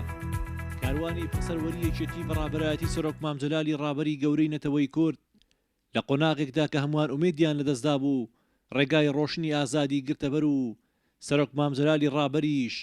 بەیاوەری هەواڵەکانی دوای ساڵێک مەشغەڵی شۆڕشی نوێی لە ناو ڕۆژگاری بێئومێدیدا داگیرساند و یەکێک لە استراتیژیەکانی شۆڕشی نوێش بەڕابەرایەتی سەرۆک مامجەلال ڕزگارکردنی باشووری کوردستان بوو لە دەستڕژێمی بەعس و هەر ئەم باوەڕبوونەی یەکێتیش بە ئازادی بووە هۆی ئەوەی کە نەخشەی ڕاپەڕیندا بنێت و دوجاریش یەکێک لە ئامانجە گرنگەکانی شۆڕشی نوێ بوو بە واقع و ڕاپەڕین لە شاری ڕانی دەواازەی ڕاپەڕینەوە دەستی پێکرد. من یەکێکم لە ڕێخستنی شاری سەکدارەکانی بروسک ئەو کات پێشترش من هەر ڕێخستن بووم بەڵام ئێمە ئامادەکرا بووین من ناڵێم تەنها بڵین شانەیەک بوو ئێمە چەندین شانەی ڕێخستن لە شان تێکدارەکانی بروسن لە ڕانی و دەوروبەری و دۆڵی شاری ئەوانە ڕێکخرا بوو. من ئەوەی کە یەکەم ڕۆژی ڕاپەڕین کە بەردار بووم دوای طبعا قراروا بوو حوتی مانگ بێ بەڵام بە حکمیەوەی یادی بەخێر شەید حەلی نەبی دەختێکی سۆری داریە ئەم استخباراتوانەی لەسەر بوو ویستیان دەست بەسەری بکەم بەڵام نییە ئەو بۆیە لەگەڵ حەمەی کاکەمزەی مزگەوتی ناجی خانەوەوانە ئەدی تەقە دروست بوو لێن دەرێ من چەکی ئامادەکرای خۆم هەبوو خەرخێرا من لە ماڵەوە چوومەوە چەکەی خۆم بەست و بە کۆڵانی ماڵی مستفای شەید مزگەوتی تەکێشە مستفایدا هاتمە خوارەوە و لەوێ بەرە و دایرەی مەرکەز شورتەی ڕانیە لەگەڵ برادران پەلامارینەوە مەرکەزی شورتەماندا دوایی دیرەوە بوو مەرکەز شورتە گیرا دایرە ئەمنوانە هەمووی گیرا دەست بەسەر کرا. یەکێتی نیشتیمانی کوردستان وەک چۆن خاوەنی شۆڕشی نوێ و بە درێژایی خەباتی شاخیش خاوەنی هەزاران شەهید و سەدان داستانی قارەمانێتیە بە هەمان شێوەش لە ڕاپەڕیندا توانی سەرکەوتوانە بە پشتیوانی کوردستانیان باشووری کوردستان ڕزگار بکات و دواتری یەکێتی بەردەوام بوو لەوە دیهێنانی ئامانجەکانی شۆڕش و لە دروستکردنی حکوومەت و پەرلەمان و قۆناغێکی تری مێژوویشدا ڕۆڵی گرنگ و یەکلاکەرەوەی هەبوو. لە جەنگی تیرۆرستانی داعشدا یەکێتی بە نەفەسی سەرەتاکانی شۆڕش و ڕاپەڕین سەدان شەهیدی بەخشی بە نیشتیمان و گەیشتن بەسەر بەخۆیی کوردستانیش ئەو ئامانجە بەدینە هاتوویە کە یەکێتی نیشتیمانی کوردستان بێوچان کاری بۆ دەکات. خەباتی یەکێتی بەردەوامی هەیە و گڕوتینی مەشغەڵانی شۆڕشی نوێش تا گەیشتن بە کەناری ئارامی بەردەوام دەبێت. هونەر ڕەسوڵ گەلی کوردستان ڕانیە.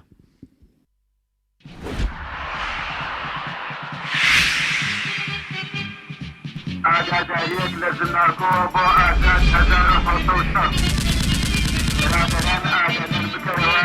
حوتی مام زەماوەند بکەن.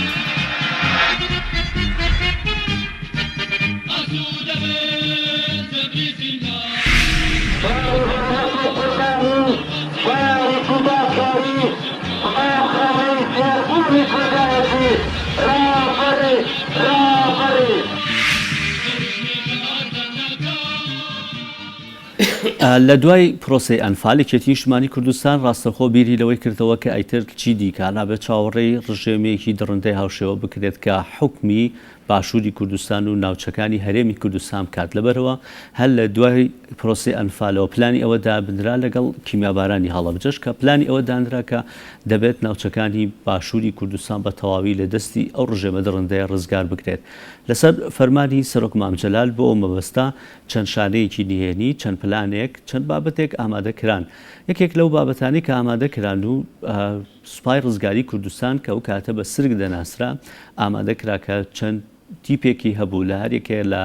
گەرمیان سلێمانی شارە زور ئەمانە چەند پێشمەرگەیەک بوون پێشمەرگە بوون بۆ خۆیان لە چیا بوون بەڵام بە فەرمانی سەرۆک مامجەلال گەڕێنراوە ناو شار بوو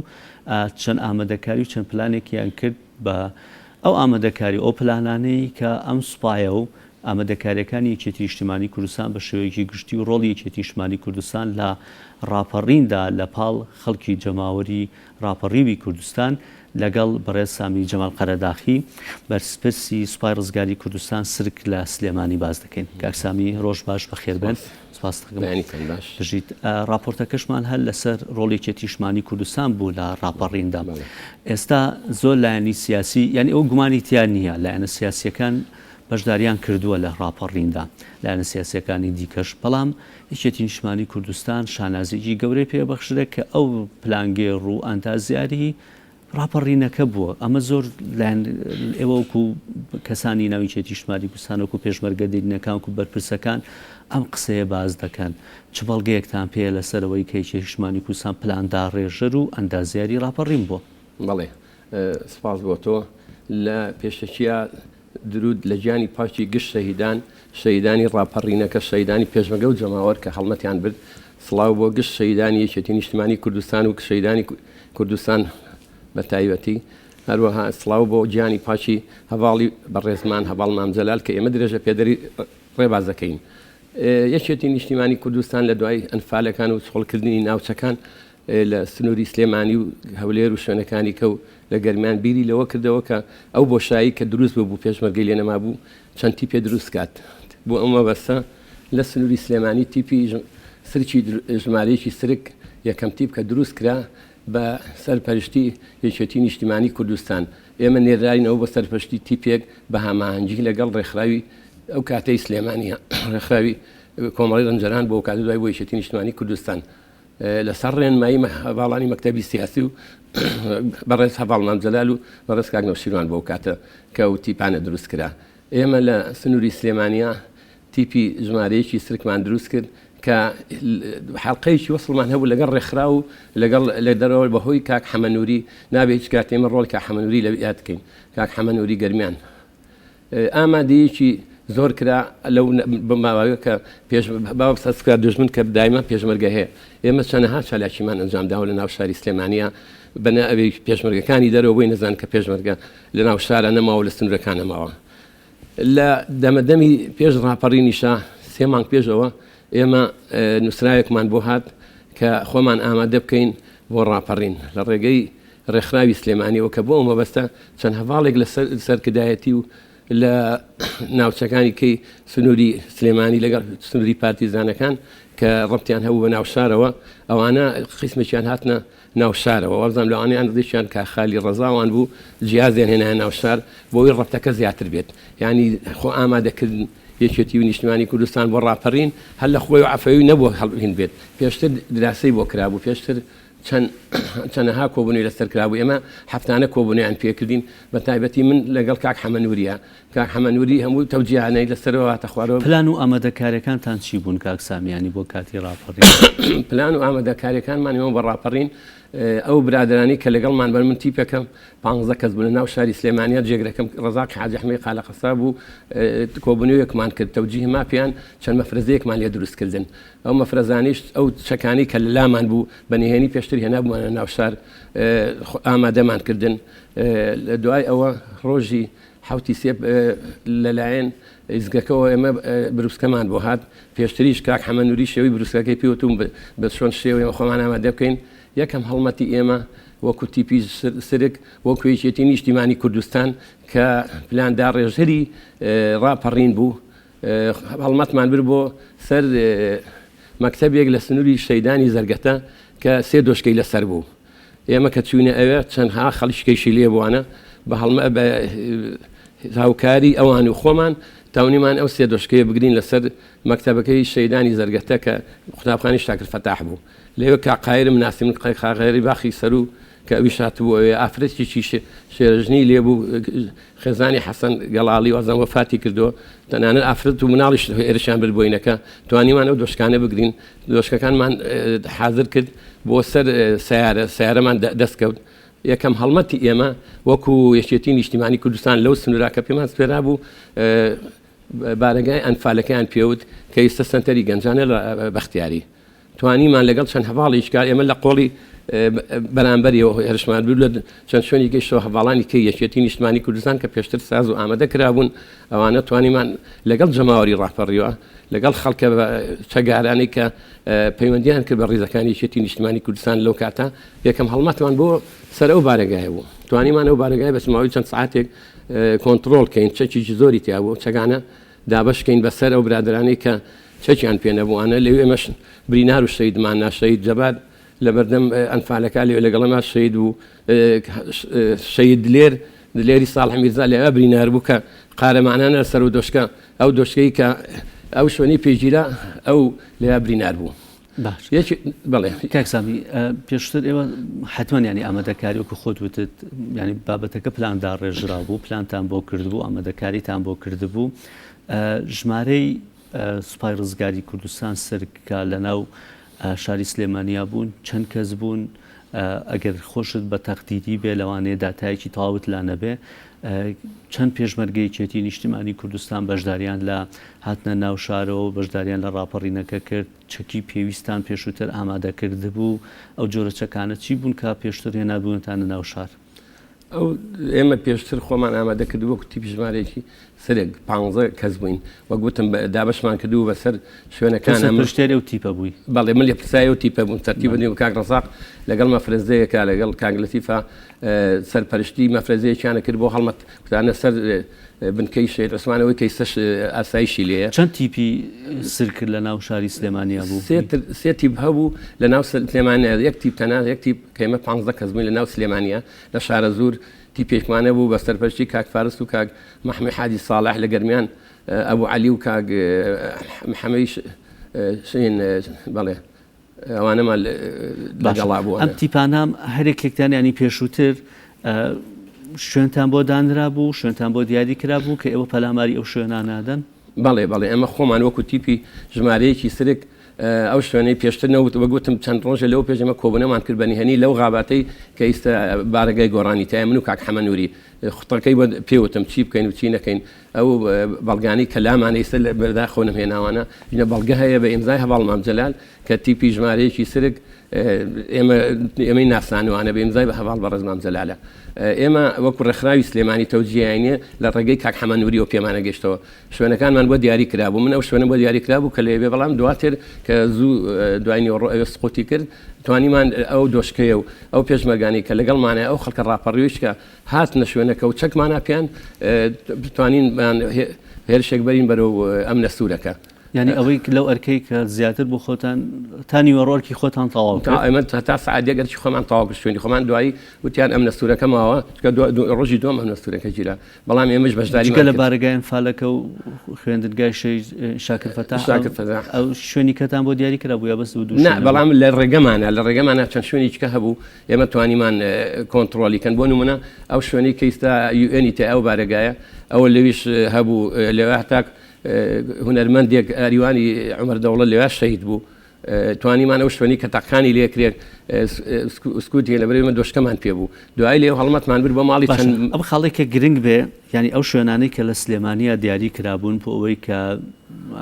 حتمما ینی ڕژێم پێشووی باسیش خۆی ئامادە کرده بوو بە گوێرەوەی کە لە ناو خوێندنگاکانیشا قواتێکی زۆر و چەکۆسلی حی زۆری کۆ کرده بووە دەیزانی ڕاپەڕینەکە لە هەڕانیەش کراوە و دوکان و بازیان و شوێنەکانی دیکە ئازاد کراون دێتە سەری سلێمانی ئەم بابەتە ینی بۆ نمونە لایەنەکانی دیکەش کە شوێنەکان دابشکرا بۆ نمونە ئەمە بەر ئەوە کەوت بڵێن ئەمە یەکێتی نیشتیمانی کوردستان ئەم بەشانە بگرێت لایەنێکی دیکە ئێوە ئەو شوێنانە بگرن شتیوە هەبووە هەموو مەفرەزەکانی یەکێتی نیشتیمانی کوردستان کە لە ناو شار و دەرەوە دوایی بەهانامان هاتن پێشمەرگەی پارتیزانەکانی سنووری شارباژێر و سنووری قەرەداخ وا بزانەوە کاتە کاگاوت و مامەستە جەلال لەوان لێ بوونەوەنە هەندە من لە یادێتوریشمان هەبێ هەندێک کەسێ باس لەوەکەن کە هەندێ مەفرەزەش بەنیهێنی هاتوونەتە منتیقەی قەیوان و گۆیژە و ئەزمەر و ئەوانە بۆ ئەوەی خۆیان ئامادە بکەن و بێنە ناو شار جگەل و شوێنانە بەڵێ ئەوانی شەمون بەڵام دوورمون لە ئێمە ئاڵێم وەکو یەکێتی نیشتیمانی کوردستان وەکو تیپی ژمارەیەکی سەر وەکو ڕێکخراوی سلێمانی ئەو شانە چەکدارانی کە دروست کرابوون بە هاوکاری هەمومان بووانە بەڵام من بۆ مێژوو ئێڵێم ڕاپەڕین یەکێتی نیشتیمانی کوردستان درێژە پێدەری ئەو داینەمۆیە بوو کە بۆی داڕژرا بوو لە سەرەوانە زۆربەی ئەو کادران ئەو شەیدانی کە لێوێ بوون شەید یەکێتی نیشتیمانی کوردستان و زۆربەی ئەو کەسانی کە هەڵمەتیانە بر یەکێتی و جەماوەرەکە بوون جەماوەرەکەیش جۆشدەری یەکێتی نیشتیمانی کوردستان بوونوانە لەبەرەوە کاتە ئێزگەی گەلی کوردستان دەورێکی باڵای هەبوو بۆ جەژنانی خەڵکەکە بەڕاستی یەکێتی نیشتیمانی کوردستان من نەڵێم خۆمێکێتیمانە لە ساسەد ئەو هەڵمەتانی کە ئەبرا بۆ شوێنەکان ئەوەی خەڵکمانە بینیمانە کرد زۆربەی بە ناوی یەکێتی نیشتیمانی و کوردستانەوە بوو باشە پەلاماری کە شوێنەکانتانەدا پێشمەرگەی لایەنەکانی دیکەتان لەگەڵا بوو یا بەسیچێتی بوو ئێمە نابێ ئەوانین بکەینەوەی ینی پەراویست خوێنوانە بەڵێ کەم زیاتر برادرانی حیزبی شیوعی کادرەکانیان کە لە ناو خەڵکا بوون ئەوانە باسییانە کردوانە ئەوانم من نەکرد تێبینی ئەوانم کردوانە بەڵامی تر تێبینی هیچ لە یەکەم نەکردو لە سنووری سلێمانیا لە یەکەم ڕۆژە کە هەڵمەت بەرن بۆ شوێنەکانوانە جگە لە یەکێتی نیشتیمانی کوردستان لەبەرەوەی خۆتە زانانی لە سانەوەتی شەیدەکانی کوردستان لە پێش ڕاپەڕین لە سانەوەتی یەکێتیە لە سانەوەتی ئەو زیندانیانی کە لە ئەبوغرێب و هەیەی کەرکووی گیراون و ئازار دراون لە سانەوەتی من شایەتیم کە یەکێتی نیشتیمانی کوردستان بوو ئەندامەکان یەکێتی نیشتیمانی کوردستان بوو لەبەرەوەی داینەمۆی ڕاپەڕینەکە هەمووی با یەکێتی نیشتیمانی کوردستان خۆتان ئێوە چەند شەید و بریندارتان هەبوو ئێمە ڕۆژەیەک شەیدمان هەبوو لەو دەستەی لای من لەگەڵێک برینارە کەوتم شەید دلێری ساڵح میرزایە دوای شەید بوو باشە پەیوەندیتان لەگەڵ ڕێخستنەکانی ناوشارە بوو بەڵێ ئێمە بە هۆی کاک حەمەنووریەوە لەگەڵ ڕێکخراوی ئەو کاتەی سلێمانیە یەکێتی نیشتیمانی کوردستان پەیوەندیەکی پتەومان هەبوو لە ڕێی کاک حەمەنووری گەرمیانەوە کەوا بزانم دواییش کە باسییان کرد کاک ئاکۆ بوو کاخالی بوو ئەو برادرانی کە ناوم هێنان هەمویان هاتبوونەوە بۆ سەرپەرشتیکردنی ئەو هەڵمەتانە لەگەڵ زۆربەی کادرەکانی خۆمان کە دانیشتبوون وەختی خۆی پێشتر هاتبوونەوە ناوشار ئەوانەی کە هەڵمەتیانە بر بۆ شوێنەکان زۆربەی و پێشمەرگانە بوون کە پێشتر هاتبوونەوە پێشمەرگەکان ئەوانی کە زیندانی سیاسی بوون ئەندامی یەکێتی نیشتیمانی کوردستان بوون ئەوەی من کە خۆمم بینی غیری ئەوانی کە من بینیمە کەس لایەنەکانی کەم نبینی بەڵام جەماوەرەکە دەوری سەرێکی هەبوو دەوری سەرێکی جەماوەر بوو بەڵام جۆشدەرەکەی چێ بوو ئیزگەکەی دەگەلی کوردستان و ڕێخستنەکان یەکێتی نیشتیمانی کوردستان بوون ئەو چەک و پێداویستیانەی کە هەتان بوو چەکی چۆن بوون حەزەکەم پاسێکی بکەی ئەگەر بۆ مێژوویش بێ بڵێن بەم بابەتانەیە ئمە پەلاماری و شوێنانەمانیاوە ئێمە خۆمان وتم پێشتر چەکی کلاشینکۆف و دەمان چەند ڕۆمانیشمان هەبوو لە هەر بەردەوام هەمان بووە کە لە شاخیش نامانەوە ڕێکخراوی سلێمانیش بۆی ئامادەکردبوونیانە و چەکی قورستانی چەکی قورسمان نەبووە وەک هەر هەموو شوێنانی کە گیرا بە کلاشینکۆف و بە ڕۆمانە گیرا بە هەڵمەتی خەڵکەکە گیرا بە نعرەتەی ئەو خەڵکە گیراکە بە جۆش و خڕۆشەوەی هەرشیانە کە دەسەر بارەگاکان و ئەو شوێنانی کەوتم پێشتر مەکتەبەکانی هەمووی چەکی تیا بوو بەڵام ئەو خەڵکەی کە لێوێ بوون هەمووی جێی شعبی و خەڵکی کە سوکاری خەڵکی سلێمانی بوونەوانە زوربیان هاوکاریان کردین زوربیان بەبێت تەق خۆیان تەسلیم کردوانە ئێوە پێشبینیتان نەکرد ئەم بەدەنگدانەوە جەماوەتیە هەبێ ینی بەدەنگ خەڵک بێن بەدەمتانەوە بۆ ڕاپەڕینەکە بەڵێ لەبەرەوەی حکوومەتی بەعث پێشتر ئەو هێرشانی کردوی بۆ سەر ناوچەکانی بڵێن کوێتوانە وای لە خەڵکەکە کردو وای لە ڕژێمەکە کردبوو کە خەڵکەکە ڕۆژ بە ڕۆژ ڕقی زیاتر ئەستورە ڕۆژ بە ڕۆژ زیاتر بێزراوە بوو لە پەرچاوی خەڵکوانە تاوەقع ئەومانە کرد بڵێ بەمەستمەوە ینی خۆشتان ئێوە ئامادەکاریتان نەکرد بوو هێندە نەچبوونە ناو جەماوەرەوە کە بڵێن بە خەڵک ئەوە ئەم ئەو کاتە دەست پێەکەین ڕاپەڕین وەرن لەگەڵمانە بن ینی پێشتر پلانی ئەوەشتاندان ڕێبش لەگەڵ خەڵکا پلانی ئەوە بوو گوتم لە سەرکردایەتیەوە نامە هاتبوو بۆ هەموو مستەشارەکان بۆ هەموو هێزە چەگارەکان ئێمە توانیمان چەند نامەی بەرین بۆ ئەوانە بۆ شوێنانی کە چەگاری پێشتر ڕژێن بوونوانە بەڵێ پلانی بۆ داڕێژرا بوو ڕێخستنەکانی یەکێتی ئەو نەپتە بوون لە ناو خەڵکاوانە هاوهەنگم لەگەڵ خەڵکا هەموو شتێک وای لێ هاتبوو خەمووی بۆ وێچێت ینی یەک بەهۆی زعکەوە دووش بەهۆی پتەوبوونی ڕیزەکانی ڕێخستنەکانی یەکێتی لە سلێمانی کاکسامی پێشتریش لە دکتۆر کامەرهان میوانم بوو ئەویشێکی بوو لە زیندانەکانی ناو ئەمنە سوورەکە پرسیاری یادەوەریەکانم لێ کرد ئێوە ئەو یادەوەریانی کە هەتانە هەوڵتان نایەوە بیکەن بە ئەرشیفێک بە کتێبێک بێ یان ئەگەر کەسێک بێ نووسەرێک بێ کەسێک بێ بۆی باز بکەن بۆ ئەوەی کە ئەو بیکا بە کتێبێک یان هەندێک پێداویستیتان لەوانەی کاتی ڕاپەڕینەکە مابێت ئەو پێداویستیانە برن بۆ ئەمنە سوورەکە هەوڵتاندا ئەو مێژووە بپارێزن بەڵێ من بەهۆی لە مەکتەبی بیر و شاری کتێبێکیان لەسەر ڕاپەڕین و دەوری ڕۆڵی سترک لە پێش ڕاپەڕینە بۆ ئامادەکردم لە چاپیش کراوە لێ هەروەها بەهۆی کاک ئاکۆ غەریب و کاک دڵشادەوە لە ئەمنە سوورەکە ئەو بەڵگانی کەلامان بۆ ئەو یادگارێنی کە هەمان بۆ یامانە بە ئەمنە سوورەکە و ئەرشیفمان هەیە باش ئێوە دوای ئەوەی کە ئەو شوێنانەی کە تەواو بوون وەکو خۆت ئەرکی خۆتانتان جێبەجێکرا و شوێنەتان بۆ دیاریکرا بوتانیوە ڕۆشتن بۆ ئەمنە سوورەکە بەڵێ ڕۆژی یەکەم لە ئەمنە سوورەکە بووین ئەو دۆشکەی کە لە خواری ئەمنە سوورەکە و لە شوێنی ئیستەی خواردنگەی سندیۆیە ئەو دۆشکەی لای ئێمە بوو شەید لێری لەسەر بووانە بە بریناریش دات و بتەقەیەکرد لێوانە ڕۆژی یەکەم ئێمە لەگەڵ جەماوەری ڕاپەڕینە کۆنتترۆلی ئەو شوێنەمان کردبوو دوای ئەوە هێزەکانی شێتی نیشتیمانی کوردستان پێشمەرگەکان لە سنووری شارباژێڕ و لە سنووری قەراخەوە بەهانامانەوە هاتن باشە ئەو هەردوو ڕۆژەکە تەوان هەشتی مانگ ئەمنە سوورەکە هەردوو ڕۆژەکە لەوێمانەوە لەوێماینەوە بەڵێ ینی هەر بەشداریتان لەوێش بەشداریمان لەوێ کردوانەوە دوای ئەوە شوێنی کە هەبوو دووەم ڕۆژکە ئەمنە سوورەکە گیرا بە هەڵمەتی جەماوەر و هێزی پێشمەرگەی شێتی نیشتیمانی کوردستان توانیمان سنوورەکانی شاخی ئەزمڕیش کە خۆیان هەر بەبێ تاقە خۆیان تەسلیم کردوان ئێمە چوینە برجەکەی ئەو کەیسە گەلی کوردستانی لێ ئەو برجە ئێمە لە شایەتی ئەمە لەگەڵ کۆمەڵی پێشمەرگەی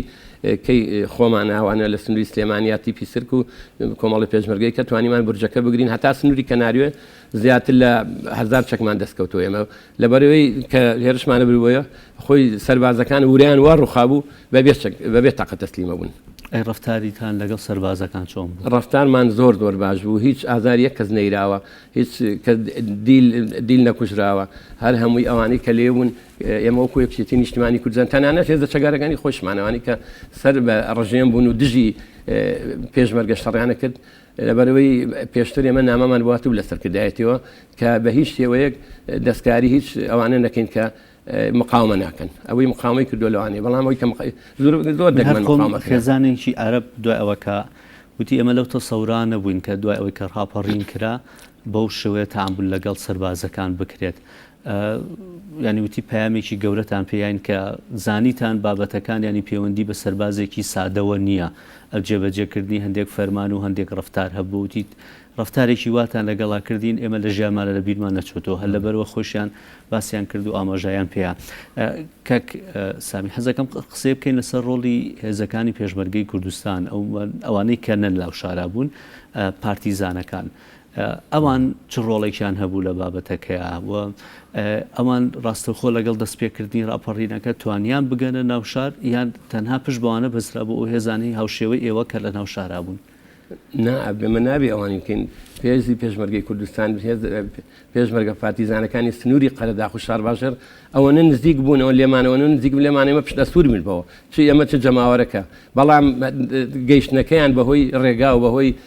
لەواکە باران و ئەوانە بێتوانێت کەمێت تەخیر بوون ئەجینە بۆ ئێوارەکەی پێشمەرگەدا داغڵ بوو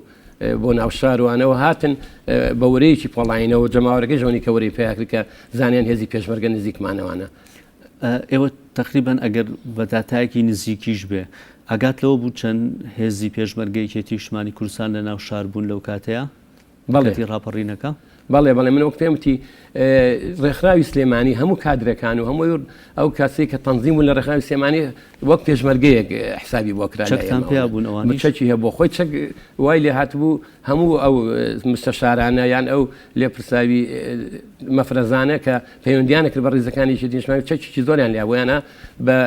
ڕێکخراوی سلێمانی ڕێکخراوی سلێمانی دەوری سەرێکی هەبوو لە ئازادکردنی شاری سلێمانیەوەنە بەهۆی ئەوە چەکانەمان دەست ئەو پێشمەرگانەی کە هەبوون ئێوە هاتبوونا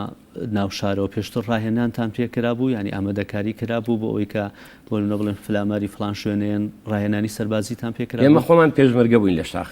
ئێمە ئەمری سەرکردایەتی بە بڕیاری کاک عومەر ئەخیر کۆبوونەوەی کە پێکردین لە خۆپی قەراق دوای ئەنفالەکانین وتی ئێمە ئێشێتی نیشتمانی کوردستان نیازی هەیە چەندی پێچی نهێنی لەسەر هاوشێوەی سوپای ڕزگاری ئێرلەندا جێشی سڕی ئێرلەندی دروستکەین لە شارەکانە بەڵێ ئەوە پێش چەند ساڵێکی ڕاپەڕین ئەوەش کرا بووانە ئەو کە ئێچێتی نیشتمانی کوردستان نیازی ئەوەیە بۆ تیپانە دروستکات یعنی ئەوە پێشتر کرا بووانە ینی لە ساڵی چەند بوو ئەو کۆتاییش تاوەشت ئێمە ئەو تەوجی هەمان بۆ هات داوایان لێکردین ئەو پێشمەرگانیشی کە تەسیم بوونەتەوە بچین پەیوەندیان پێوە بکەینە ئەو پێشمەرگانی کە سیقەمان پیانێ ئەوان کەسانی کە سیقەمان پیانەیە بینە ڕیزی ئەو تیپانەوە کە دروستکرا بە تایبەتی لە سلێمانی ئەوی کە من ئاگام لێیە خەڵکی استیجابەی هەیە وەڵام ئەوە ئەو خەڵکانە وایە کە ئێمە خۆمان باوەڕمان پێبکردنایە کۆنتاکتان لەگەڵ دەرەوە هەرما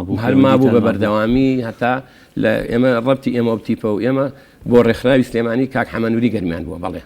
ئەوەکو ڕێخستنەکانی ناوشار ڕێخستی ناوشار و وەڵام ئێمە وەکو تیپی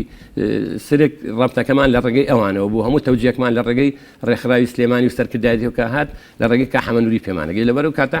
وەکو ویستە نەبوو کە چەند کەسێ بناسی تەنیا بۆ یەک کەسێ بناسێ حەڵقەی وەصلی ئێمە و ڕێکخراوی سلێمانی ئەوبوو باشە پەیامتان چییە بێ لە کۆتایی ئەم تەوەرەی بەرنامەمان وەکو میوانێکە لێرە بوون بە تایبەتی بۆ نەوەکانمان کە ڕاپەڕین دەستکەوتێکی گەورە بوو بۆی کە لە یادەوری هەمومانە بمێنێتەوە هەوڵ بین ئەم دەستکەوتانە بپارێزین پەیامم بۆ گەنجان و هەموو ئەو خەڵکەی کە لە ڕیزی حیزب کوردستانەکان و یەکێتی نیشتیمانی کوردستان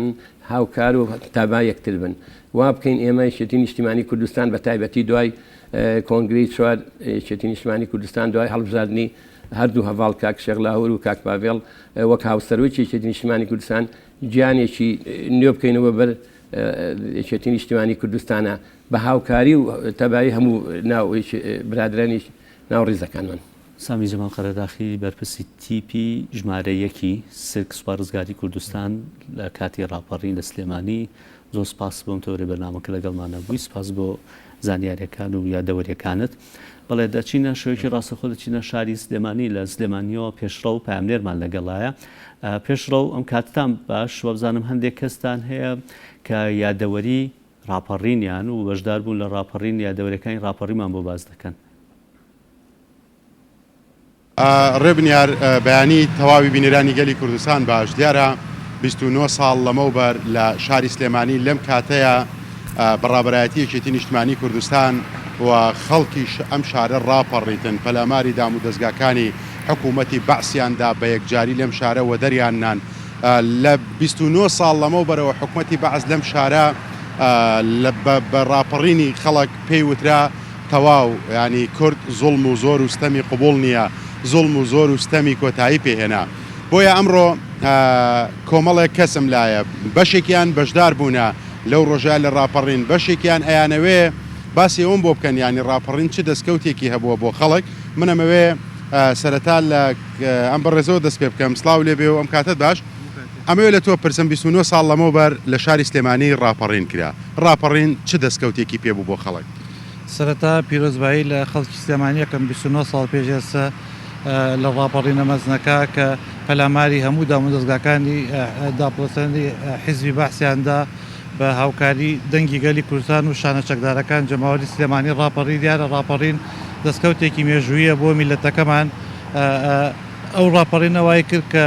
لە ساڵی 92 بووین بە خاوەنی حکوومەت و پەرلەمانی خۆمان و ئەم حکوومەت و پەرلەمانە بەردەوامە تا ئێستا داواکارم لە یەکێتی نیشتیمانی کوردستان لەو حیزبانەی کە لە حکوومەتا بەژارن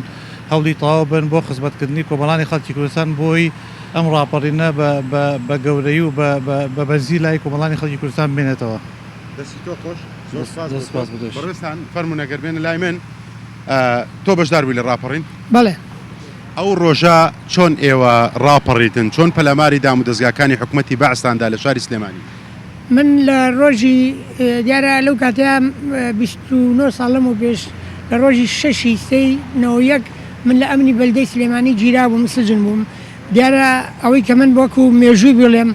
ڕادیۆی گەلی کوردستان بەشداریەکی زۆر کارا و زۆر گرنگی هەبوو تەنانەت دوای لێ هاتوو لەناو سجنەکەیە ئەمنەکان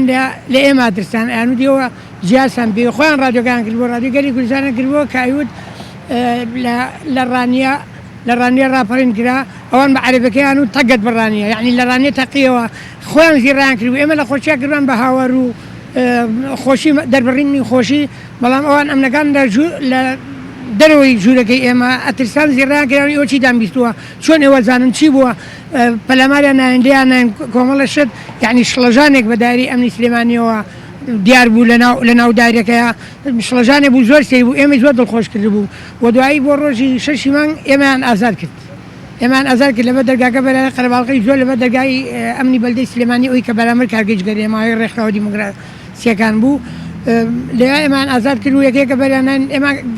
عەجبادیمان لێەوە مەزانی ڕەمیمانەکەن لەبەر دەرگای ئینزماتی لێبوو عەسکەری تەپ لە سوورەکانی لێبوو ومەزانی ڕەمیمانەکەن بەڵام یەکەیەکە ناوی خوێنەوە یەکەم کەسی کە خوێنەوە ڕاکە خۆڵای باوەشی دایکەوە لە سەجادەکە ئەمە دیارشتێکی زۆر خۆش بوو دڵخۆش بوو بۆ ئێمە دوایی بەردەوام بووین لە ڕاپەڕین بەژاریمان کرد چوونە سەر شوێنەکان ئەو حەماسیەتەی ئەو کاتە کە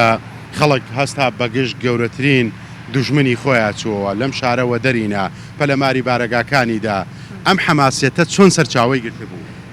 لەوەی ئەوان زڵم و زۆرێکی زۆر هەبوو بەڕاستی لەلایەن بەعسەوە زڵمی زۆرێکی زۆر خراپ هەبوو بەرامبەر بە خەڵکی کورد بەرامبەر بە خەڵکی سلێمانی بە تایبەتی بۆیە خەڵک ئەو حەماسی توش بوو بەڵام بەداخەوە دوای ڕاپەڕین ئێستا خەڵک ناڕازیە ناڕازی هەرچەنگە لە ڕووی ئابووری ئەوان و خەڵک گەشەی کردووە بەڵام هێشتا هەر ناڕازیە لە ئەدای ئیدارەدانی حکوومەت بۆ خەڵک ئەوە جوانتر بووە ئەوە ئیشی باشتر کرا ئەوە ڕۆڵی یەکێتی نیشتیمانی کوردستان خەڵک هەمووی مەمنونی یەکێتی نیشتیمانی کوردستان وایە کە توانی ئەو ڕاپەڕینە بەرجەستەکە و ئەندازیاری سەرەکی ڕاپەڕین من بە شایەتیە لەم کە ناو سیژەکە شامتە ڕادیۆ گەلی کوردستان بوو و یەکێتی نیشتیمانی کوردستان بوو ئەوان لە یەکێتیە دەرسان بە هەموو شێوە. سپاس بۆ تۆ منەمەوێ زیاتر بدوێنم فەرموو بەڕێستانە گەربێنە لای من تۆ ڕاپەڕین چی پێت بەخشیوە و ڕاپەڕین چی بوو بۆ تۆ؟ سەرەتا سەری ڕێز و نوازدانەوێنم بۆ شەیدانی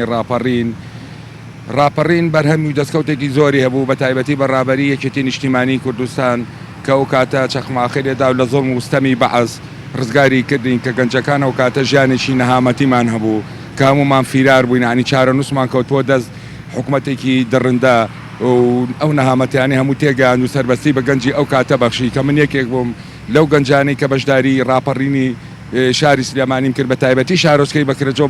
بەڕابەرایەتی کاقادر و کاک نەعمانی برای شەید بێسن و کاشی محەممەد و ئەو برادرانە سەرقافڵەی بەکرێجۆیان کرد و داواکارم لە یەکێتی نیشتیمانی کوردستان کە چۆن ئەو کاتە سەرقافڵە بۆ ڕاپەڕی کە ئێستاش لە حکوومەتدا زیاتر خزمەتی شاری سلێمانی و گەنجەکانمان بکە و ڕاپەڕین بەرهەمی زۆری هەبوو حکوومەت و پەرلەمانی هێناوەتە کارا و ئیمڕۆ ئازادێکی پێبەخشین کە هەمومان نەتوانین بەبێت ترس بە شارەکانی خۆماندا بسوڕێنەوە و لەو کاتەکە گەنج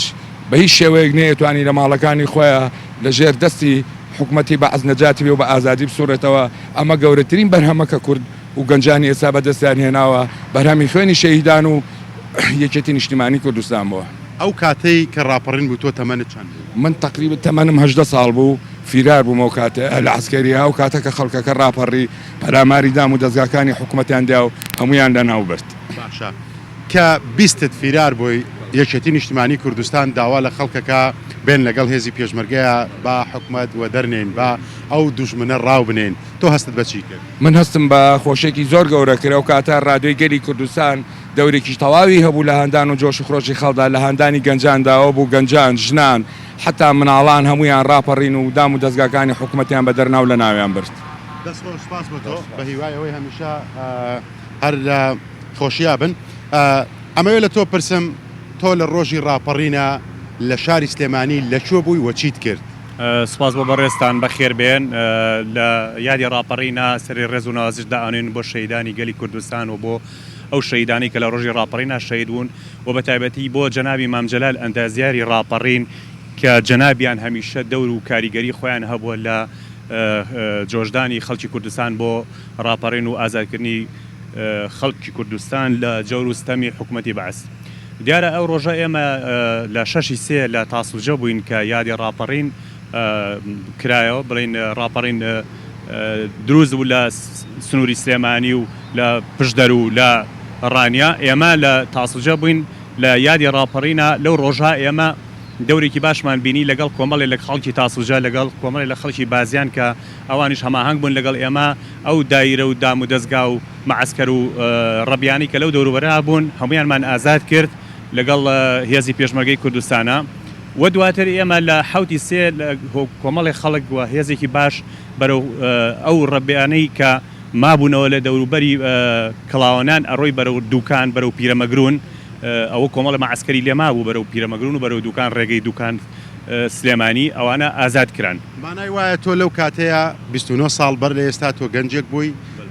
زوڵم و زۆری حکوومەتی بەعز وای لێت کرد کە گوێ بە گیانی خۆت نەدەی لەگەڵ هێز پێشمەرگەی کوردستان و یەکێتی نیشتیمانی کوردستانە پەلەماری حیزبی بەعز دەی؟ بەڵێ ئێمە ئەوەنە جەور و ستەمی حکوومەتی بەعزمان بینی بوو گیانی خۆمانمان بەلاوە گرنگ نەبوو لەبەرەوەی کە ئەمانزانی ئەگەر ئەم ڕاپەڕینە سەر نەگرێت کۆمەڵی خەڵکی تر کۆمەڵی لەو خەڵکانەی کە بەشدار بوون لە ڕاپەڕینەوە وانش بەشدار نەبوون حکوومەتی بەعز قەتڵ و عامیەکردن باشتر وا بوو کە ئێمە هاوکار و هەماهەنگ بین لەگەڵ هێزی پێشمەرگەی کوردستانە بۆ پاکردنەوەی دام و دەستگا بەعسیەکان لە سنووری سلێمانی و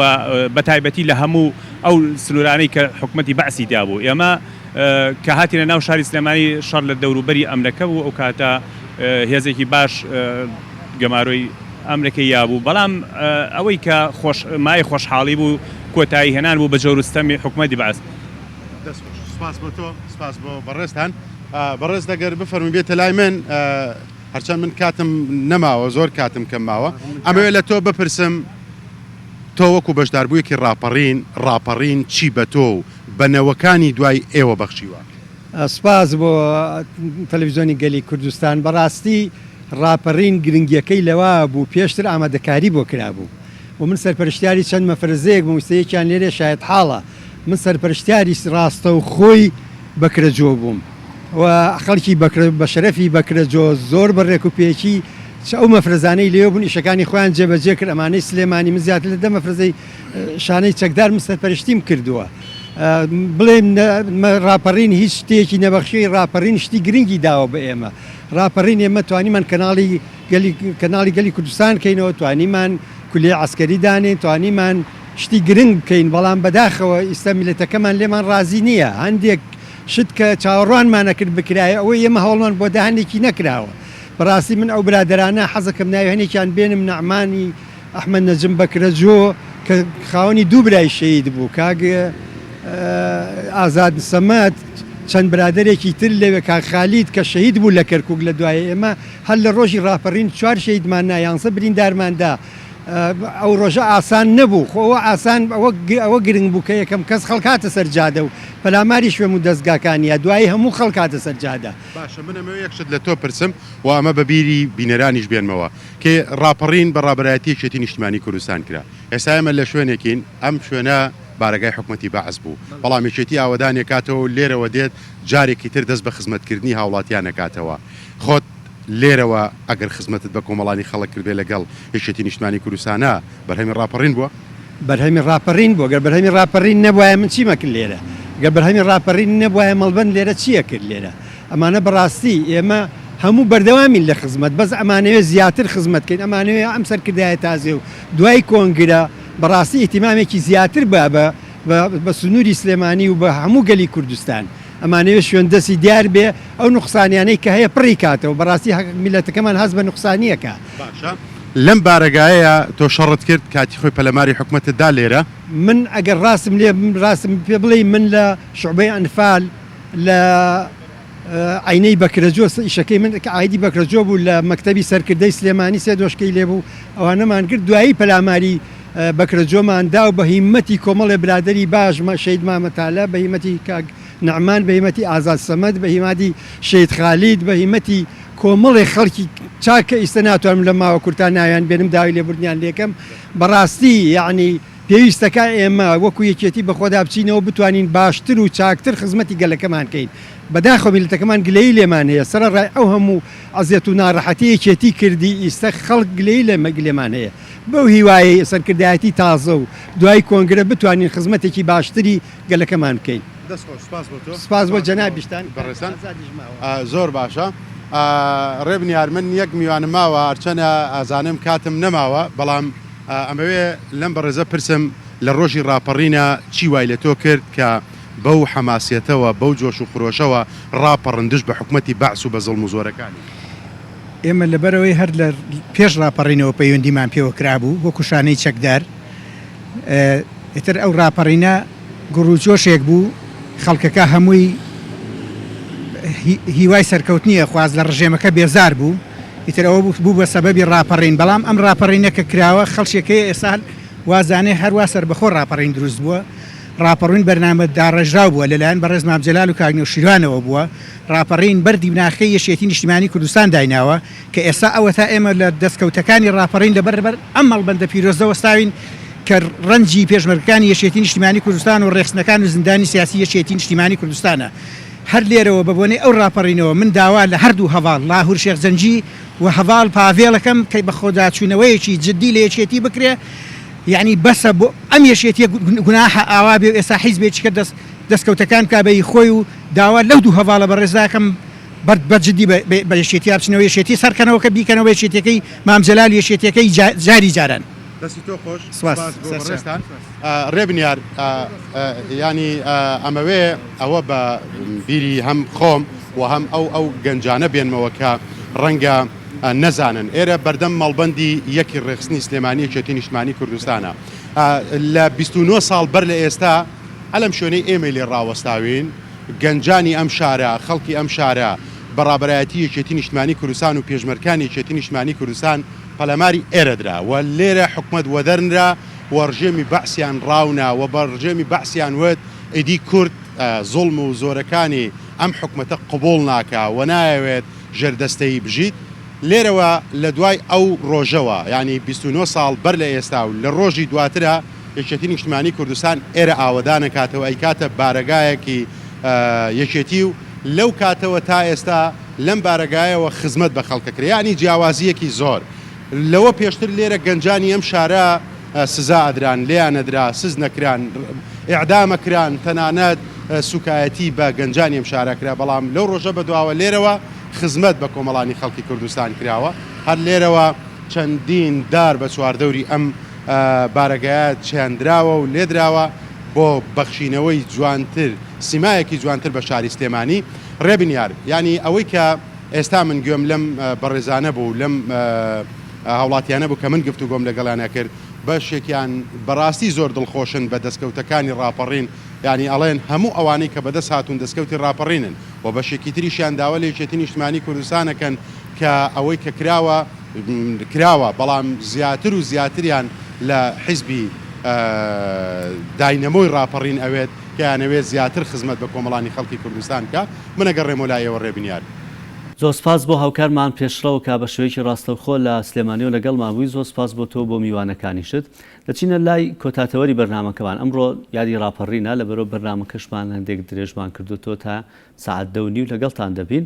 لە کۆتاتەوەری بەرنامەکەماندا گفتوگۆ دەکەین لەسەر ئامار و داتاکانی بواری خزمەتگوزاری لە ناو شاری سلێمانی. شاری سلێمانی چەند خزمەت کراوە لا یەکێکە لەو شارانەی کە لە دەستپێکی ڕاپەڕین لە نێو شارە گەورەکانی باشووری کوردستان لێرە ڕاپەڕین سەرەتا دەستی پێکرد. خەڵکی چاوەڕێوان چاوەڕێی زۆر گەوریان لە ڕاپەڕین دەکرد، دەڵێن دەستکەوتی گەورەمان بەدەستێناوە، بەڵام زۆر دەستکەوتی دیکەشماوە کە بەدەستی بهێنین. لەگەڵ میوانەکەم بە داتا و ژمارە قساکەین لەسەر خزمەتگوزاریەکانی شاری سلێمانی. میوانەکەمان بەڕێز کاک محمود عوسمان بەڕێوەبەری ئاماری سلێمانیە. کاک محمود ڕۆژ باش بەخێر بێن. بشیت مەمنونم. باس و خوچینە سەر ژمارەکان باسی داتاکان لە چاو شارێکی بۆ نمونە خزمەتگوزار ئێستا بە پێی ستاندەری جیهانی ئێمە هێندە خوێندنگامان هەیە کە بەپێی ئاستی ستاندەرمان بێت، هێندە نەخۆشخانەمان هەیە، هێندەی پرۆژەی خزمەتگوزاریمان هەیە. نەزانم تۆ داتای مەتر بە مەتری سلێمانیت لایە، ئەتوانی بابەتێکی لەو شوێمان بۆ بخەیتە ڕوو؟ بەڵێ باسی ڕاپەڕینە و لە دوای ڕاپەڕینەوە چی کراوە. بەڕاستی پارێزگای سلێمانی لە ناو هەرێمی کوردستانە، تاوان هەرێمی کوردستان هەر هەمووی زەرمەند بووە لە بەدەست حکومڕانی حزبی بەعسەوە و نەک هەر ئەوان هەموو ڕژێمەکانی پێشووتریش لە ساڵی لە دامەزراننی حکوومەتی عراقیەوە لە ساڵی 20ەکانەوە چ ڕژێمەکات بێتە سەر دەسەڵات لە عراقا غەدری لە کورد کردووە و چەسانیەتیەوە و دوای خستووە لە ڕەوڕەوەی ژیان بە بەرنامە هەنگاو بە هەنگاو هەر ڕژێمێک بە حەجمی خۆی. بەڵام ڕژێمەی حەزبی بەعس کاتە سەر حکم بە خەستی بە قوڵی بە فراوانی ئەنجامیدا خەڵک بۆ ڕاپەڕی. ئەو ڕاپەڕینە ئەنجامی بێزاری بەڕاستی لە هەموو بوارەکانە لە هەموو شتێکە خەڵک دانیشتوان لەگەڵ شۆڕشە پێکەوە ئەو ڕاپەڕینەکرا بۆ ڕزگاربوون لەو ڕژێمە لەو ستەمە لەو دواکەوتنە و هەنگاو بە هەنگاو ئەگەر بەردەوام بواە ئەو حکومڕانیەی کە بەسەر تا سەپا بوو بەرەو نەمانە ڕۆیشتی لە هەموو ڕوویەکەوە. باش بەس کاک محموود ئەنی ببوورە زۆر لەوانەیە لە لۆجیکی بێ ئێستا ئەمەگە بەراوردی داتاکانی کاتی 91 لەگەڵ ئێستا بکەین. ئەو ستەموخەدرێک کە تۆ وەکو خۆت وتت ینی باسەکەی ستەموخەدرێکی گەورە لە سلێمانی و لە سەرجەم شارەکانی باشووری کوردستان کراوە، بەڵام لە دوای 91 لە سەردەمانی حکومڕانی خۆمان ئەو ستەموخەدرە لە سلێمانی هەر بەردەوام بووە یان گۆڕاوە زمانی داتا و ژمارەکان چیمان پێ ناخۆ تۆ بتەوە نەتەوێ ئەو بە جورئەتەوە ئەو کەسەی ئەوانەی کە ڕابەر بوون قیادەیان نەکرد کە هاتن شانیاندا لەبەر و توانیان هەڵبژاردن بکرێ و حکوومەت دروست کرێ هاتنە سەر وڵاتێکی وێرانە. بەڕاستی زۆر کەم هەیە جورئەتی هەبێ کە بێت وڵاتێکی وێرانە وەرگێ و بڵێ ئاوادانیەکەمەوە پێشێخەم و بەرامبەرەکەت هێشتا ماوە دوشمنەکەت و چواردەوریش حەزت لێ ناکەن. بۆیە و هیچ داهاتێکیش نییە ماروویکیش لەسەر و هیچ شتێک نییە کە تۆ بۆ ڕێ لە بواری کشت و کاڵیەوە بازرگانیەوە گەشت و گەزارەوە داهاتەوە خەرجیەوە نیتە تۆ بێ شوێنێکی ئاوا وەرگری وێرانە لە هەموو ڕێەکە و دواکەوت و ترین شوێنی لە ئاستی شەرقی ئەوسەتا بێ بن وەریەگرم و ئامادەم ئاوادانی کەمەوە. ئەم حاڵەتە کە ببینین حکوومەت ئەو حکوومەتەیە تعریفەکەش لە جیهانەوەیە باشین حکوومەتەوەی کە باشین خزمەت گوزاری پێشکەش بە دانیشتوانی بکە. تۆ خزمەت گوزارەکانت نەبوو و بتوانرێ ئەو حکوومەتە چی دەستکەوێ و بەرهەمێنانی تیا بکە لە بواری خزمەتکردنی خەڵکە بێ بەرامبەر. یعنی کە تۆ دەوڵەت دێ خوێندنگا دروستەکە مامۆستا دا ئەمەزرێنێ خەرجیەکانی ئەدا ئەمە مەسرفێکی زۆری ئەوێ ئەمە بەرەمهێنانە لە بواری خوێندنە مقابلەکە هیچ وار ناگرێ بەڵام خەڵکەکەی فێری خوێنەواریەکە هەروها لە بواری تەندروستیە و بوارەکانی تریشە بەرەمێنانی پارەی حکوومەت هەموو لە بواری خزمەتکردنی دانیشتوانێتی بە بێ مقابل بێ ئەوەی چاوەڕێ بکە استفادەی دینارێک بێتە بەردەست لەوانەیە ئەرکی حکوومەت بێ بە تایبەتی لە شەرقی ئەوسەتا ئەوە زۆر ڕانەهاتووە خەڵک لە هەندێک بابەتە باجبیات هەندێک شت هەیە بەرامبەر ئەوەی کە خزمەت گوزاری پەروەردەیی بۆ منە تەندروستی پێشکەشەکرێتەوە لە مقابل هەندێک پارە بێت حەزەکەم و کاتی کە هەمانە قسە لەسەر داتاکانی شاری سلێمانی بکەین ئێستا بۆ نمونە لە هەندێک حاڵەتدا ڕاگەیەندرا کە سلێمانی لە ئاسی تەندروستیە یەکەمە لە عێراق لە کارگەی پیشەسازی و مەسەلەی پیشەسازی و دروست چەند کارگەی پیشەسازیمان هەیە یەکەمە لە عێراق لە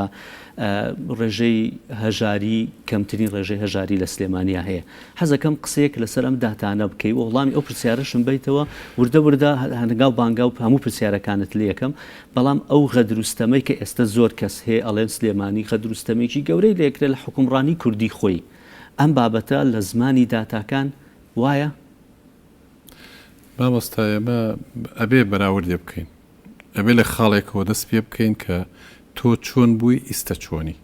لە هەموو بوارەکانە بەوە بەراورد دەکرێ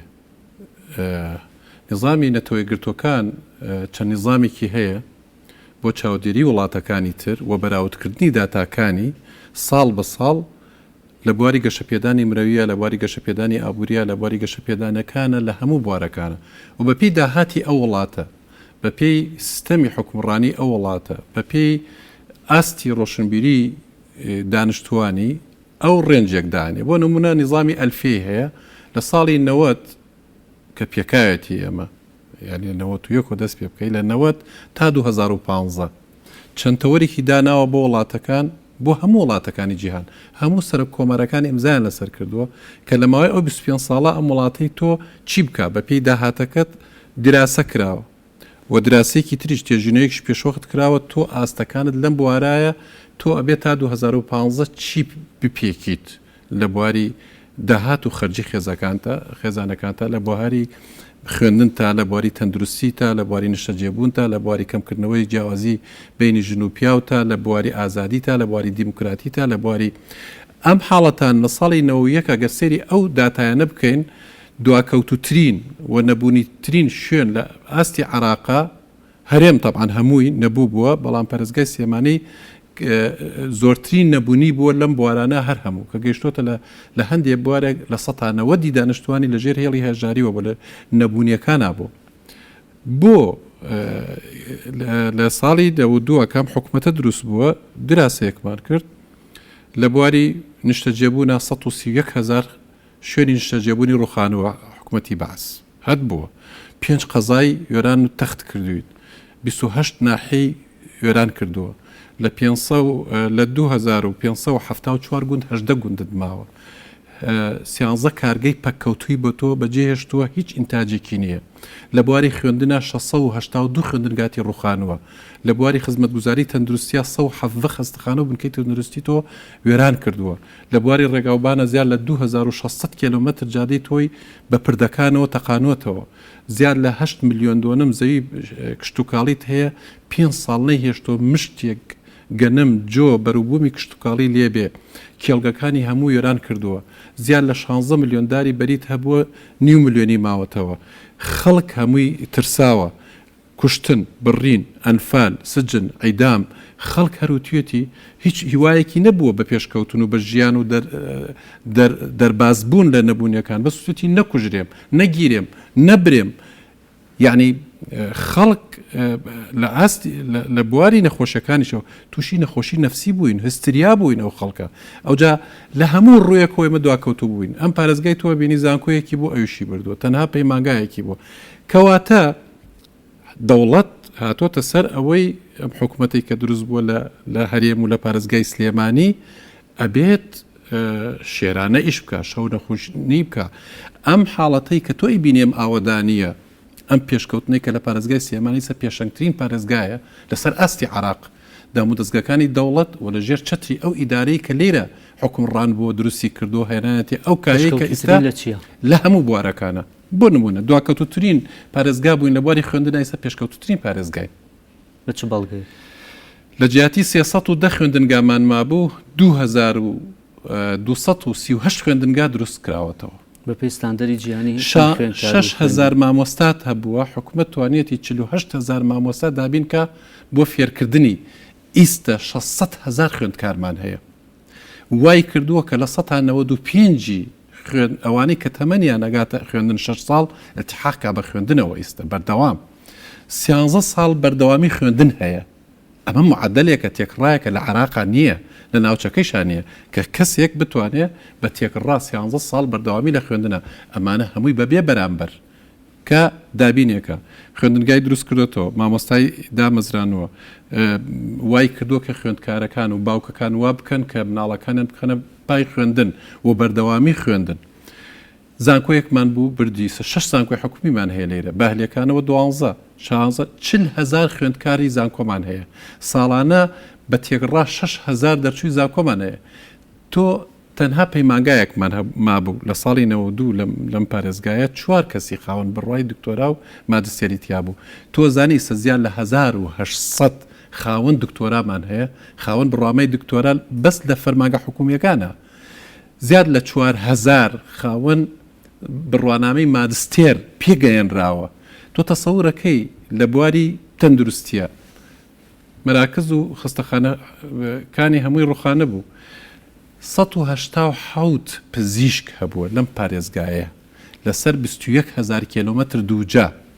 ئیستا زیاد لە 5,000 پزیشکمان هەیە ئەمەوە بەرەمێنانە لە بواری تۆ دروستکردنی پزیشک دووبێری خزمەتی خەڵک بکە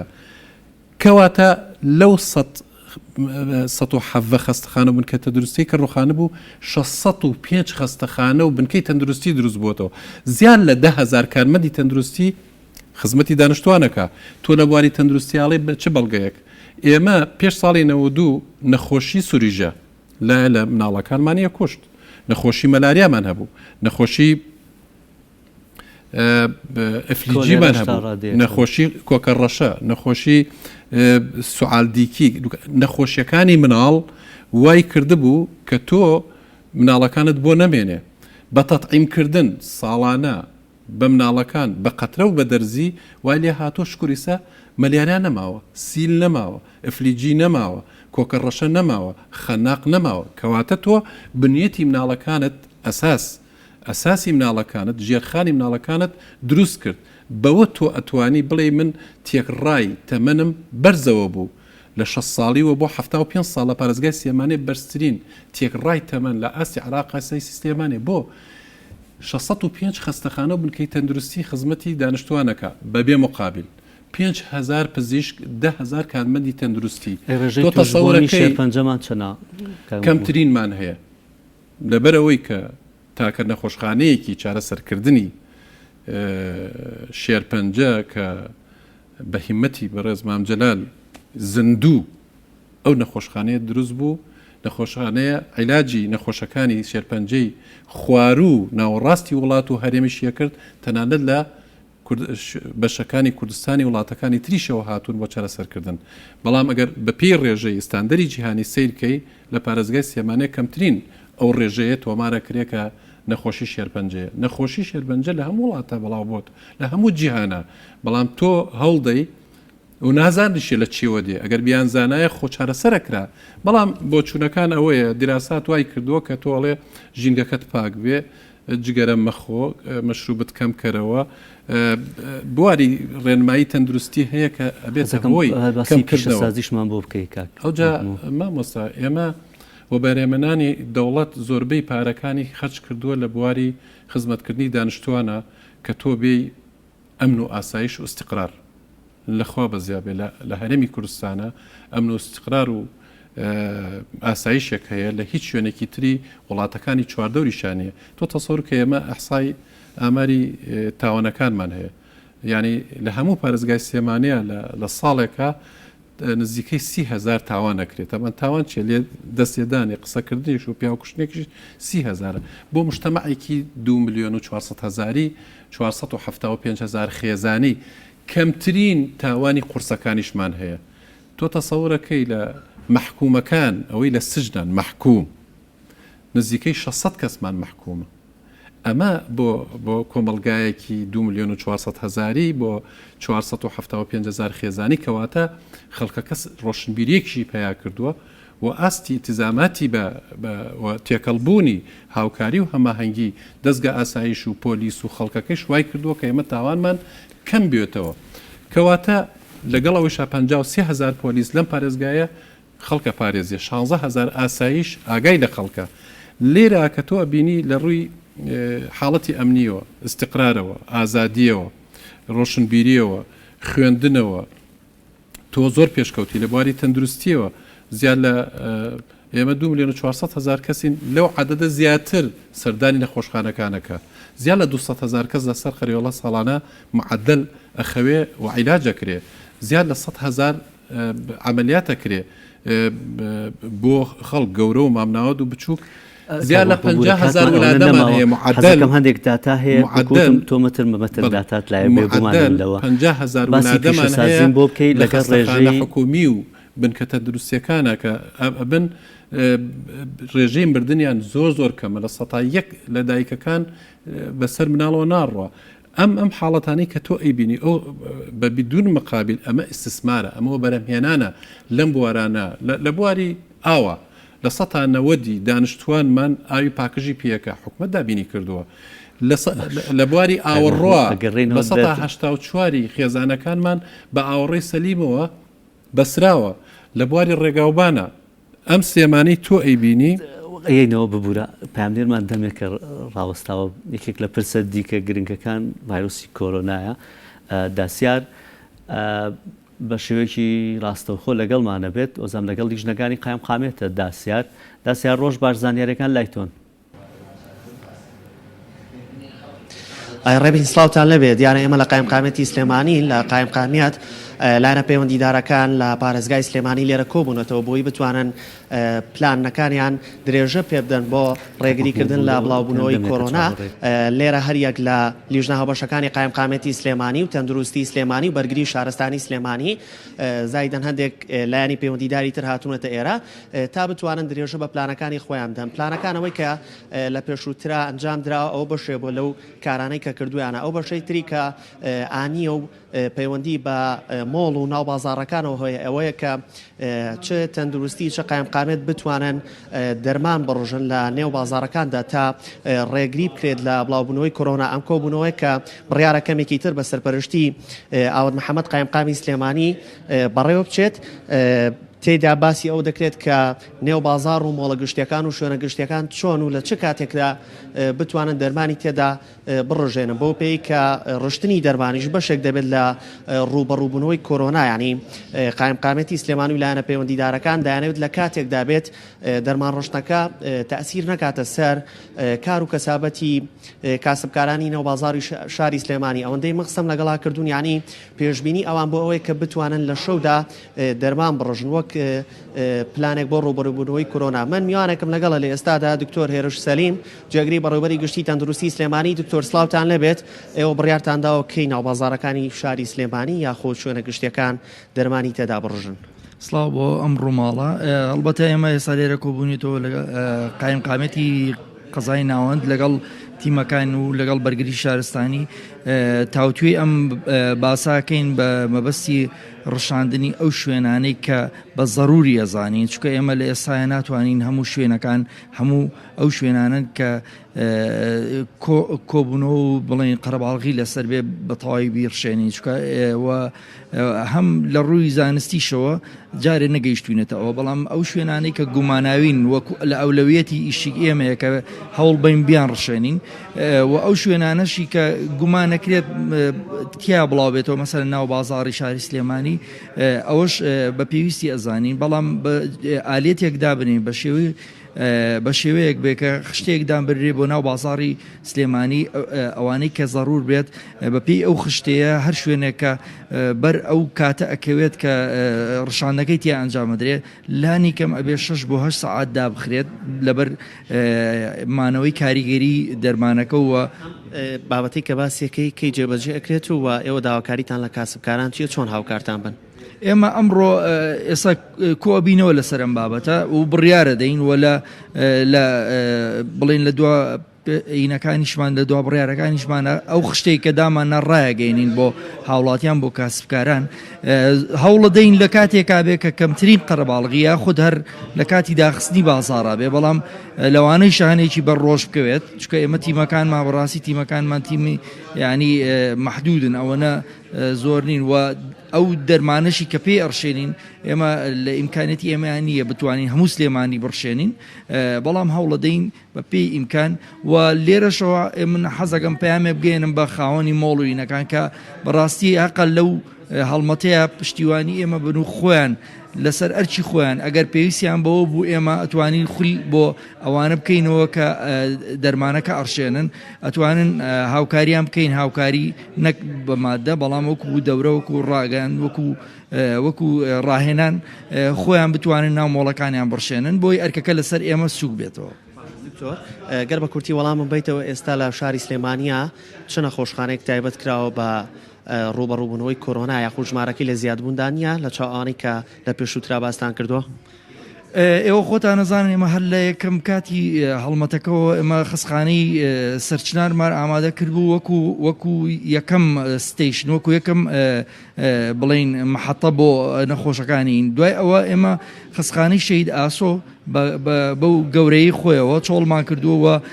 ساز و ئامادەی ئێستا بە هەموو پێداویستیەکانەوە بۆ نزیکەی 150 نەخۆش کە هیوادارین بگەین نەگەینە ئەوەی ئەسڵەن یەک قەرەوێڵەش بەکاربێنین بۆ ئەوە لەگەڵەوەشە ئێستا لە تازەترین کارمان ئەوە بوو کە کلینیکی کۆرۆنۆمان لە خستخانەی مەڵبەندی تەندروستی عەلی ناجی داناوە کە لە کاتژمێر 8 بەیانیەوە تا 12 شەو کراوەیە ئەو هاوڵاتیانەی کە گومانەکرێت کۆرۆنانیان پەتایەکی بە قووەتی گوماناویان هەیە ئەتوان سەردانی ئەوێ بکەن ئێمە ئەم کارانەمان لە خیلاری ئەم سێ هەفتەیە کردووە و بەردەوامیشین لەبەرەوە ئێمە تەمە ناکەین کە پێویستمان بە هیچ لەو خستخانەیەکی تر نەبێت کە مەسەلەن شەید ئاسۆ بتوانین خەڵکی تیا داخڵ بکەین و بەردەوامیشین لە ڕاگەیاندن و لە پێدانی ڕێنمایی خۆپارێزی بە هاوڵاتیان بۆی بتوانین دووربین لەو پەتایە بە شێوەیەکی کاریگەر و کوشندە. نەخۆشخانانەی باسی کرد نەخۆش دەتوانێت بە مەبەستی پشکنی سەردانیان بکە ئێستا ئێمە من لێرەوە حەزەکەم پەیامێ بە هاوڵاتیان ڕابگەێنم شەرت نییە هەموو پژمەیەک و هەموو کۆکەیەک بە کۆرۆنای بزانێ بەڵام ئەگەر گومانی ئەوەی کرد کە مەسەلەن نزیک بۆ لەیەکێک کە تووشی ئەم نەخۆشیە بووە ئەگەر گومانەکە زۆر بە قۆت بۆ توانێت سەردانی ئەوێ بکە جینا ینی پێویستە و شیارانەتی لەگەڵ ئەم بابەتە ئەوژە بێتە لۆدێکی زۆر قەرەباڵغێکی زۆر لەسەر ئەو شوێنە لەبەرەوە کارەکانمان تۆزێ سەختترە بێ بۆ ئەوە. سپاس بۆ قسەکانت ڕێبێن من میوانێکی ترم لەگەڵە کە ئەمی دیاری براهیمە بەڕێوەبەری بەرگری شارستانی سلێمانیە کە لە بابەتی کۆرۆنا یاخود ڕوبەڕووبوونەوەی ئەم حاڵەتە لە حاڵەتی زیادبوونی ئەم بابەتەدا بێگومانەوەکو فەرمانگەکەی خۆیان ڕۆڵێکی باڵایان ئەبێت کاک دیارسلااوتان لێ بێ پلانەکانی ئەوەکو بەرگری شارستانی سلێمانی هەتاوەکو ئێستا خۆی لە چی بینێتەوە؟ زۆر سپاس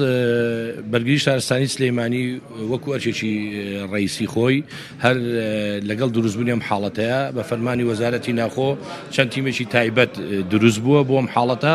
و تیمەکانی ئەمە چەندین ساڵە تەمرینەکەن لەسەر مەوزوعی بایۆلۆجی و کیمیاوی و خۆشبەختانە هەموو پێداویستەکانی جلوبەرگ و ئەمانەمان بۆ دابین کراوە تیمەکانمان ئیسا لە حاڵەتی ئامادە باشیان هەر شوێنە پێویستکە بۆ پاکردنەوە یا بۆ ڕەشکردن ئێمە حازرین. پلانی ئانیتان چی ئێوە دەستان کردەوە پاکردنەوەی چوو هەتاوەکو ئێستا؟ قوربان پلانی ئانیمان دیسا کۆبوونەوە لە قایمقامەتی سلێمانی و پاکردنەوە بەڕای ئێمە تەنها و شوێنانە کە بە ضرور بزانرێ و یاخود ئەو شوێنانی کە خوا نەخواستە حاڵەتێکی تیا دەرکەوت بێ پێویست بە پاکردنەوەکە بەڵام تا ئێستا خۆشبەختانە سلێمانی نەگەشتەوە حاڵەتە. لەبارەی هاشتنی و کەسانەی کە بە کۆرۆنا گیان لە دەزرن ڕێنمایەکانی ئێوە چییە؟ ئەو کەسانەی کە ئیشەڵا کەسی کە این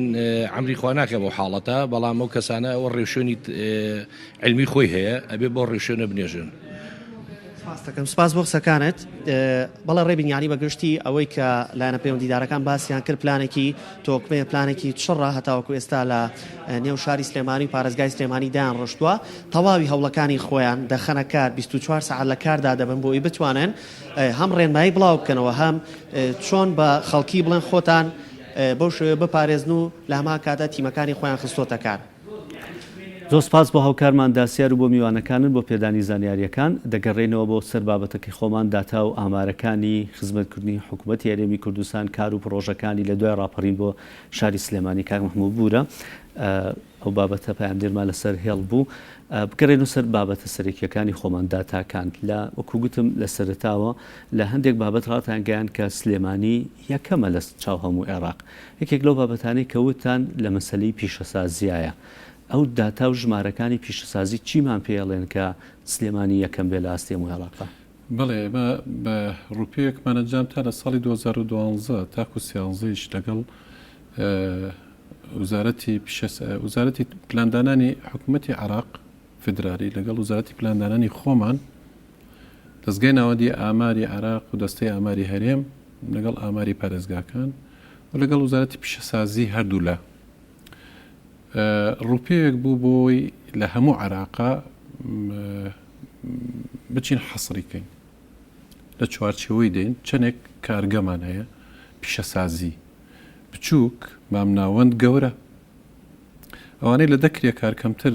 دەکرێکار کەمتری تیا ئیشەکەەوە بچووکی پێڵێن لە 10 بۆ 29 کرێکار نامامناوەندە لە 30 بەرەو ژوور گەورەیە وە بە پێی ڕەسمالی کارگەکەیش زۆر جار ئاستی بەرەمێنانیشی لەوانەیە خاڵێکی دیکە بێت چونکە لەوانە ئێستا هەیەیانە زۆریان بە مەکینە پێویستی بە کرێکارنێ ئاستی ڕاستمال و ئەجیزە و ئالاتی مەکینەکانی ئینتاجی کاتی خۆی حکوومەتی عراقی کە ئێرەی بەجێهێشت سەحبی ئیداراتی کرد لە 16 بواری پیشەسازی عراق لەم سێ مەحافەزەی هەرێما بوو و لە پارێزگای سلێمانیە تقریبا 0 بوو 12 کارگەی پەککەوتەی بەجێهێشت بوو نەتیجەی ئەو ڕوپیەوە گەورە و بەرفراوانەی لە عراق ئەنجامماندا دەرکەوت ئەو 16 بووە بە 148 بواری پیشەسازی ئاستی عراقی سەر لە هەرێمی کوردستانە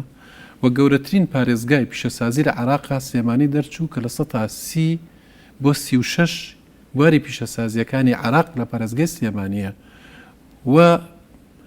کارگە استراتیجی و گەورەکانیش لە پارێزگای سلێمانیە دەرکەوت بەردەوامی ئەم کارە و یارمەتیدانی حکوومەتی هەرێ بۆ پەرەپێدانی بواری پیشەسازی لە پارێزگاکە بەردەوام بووە و خەڵکیش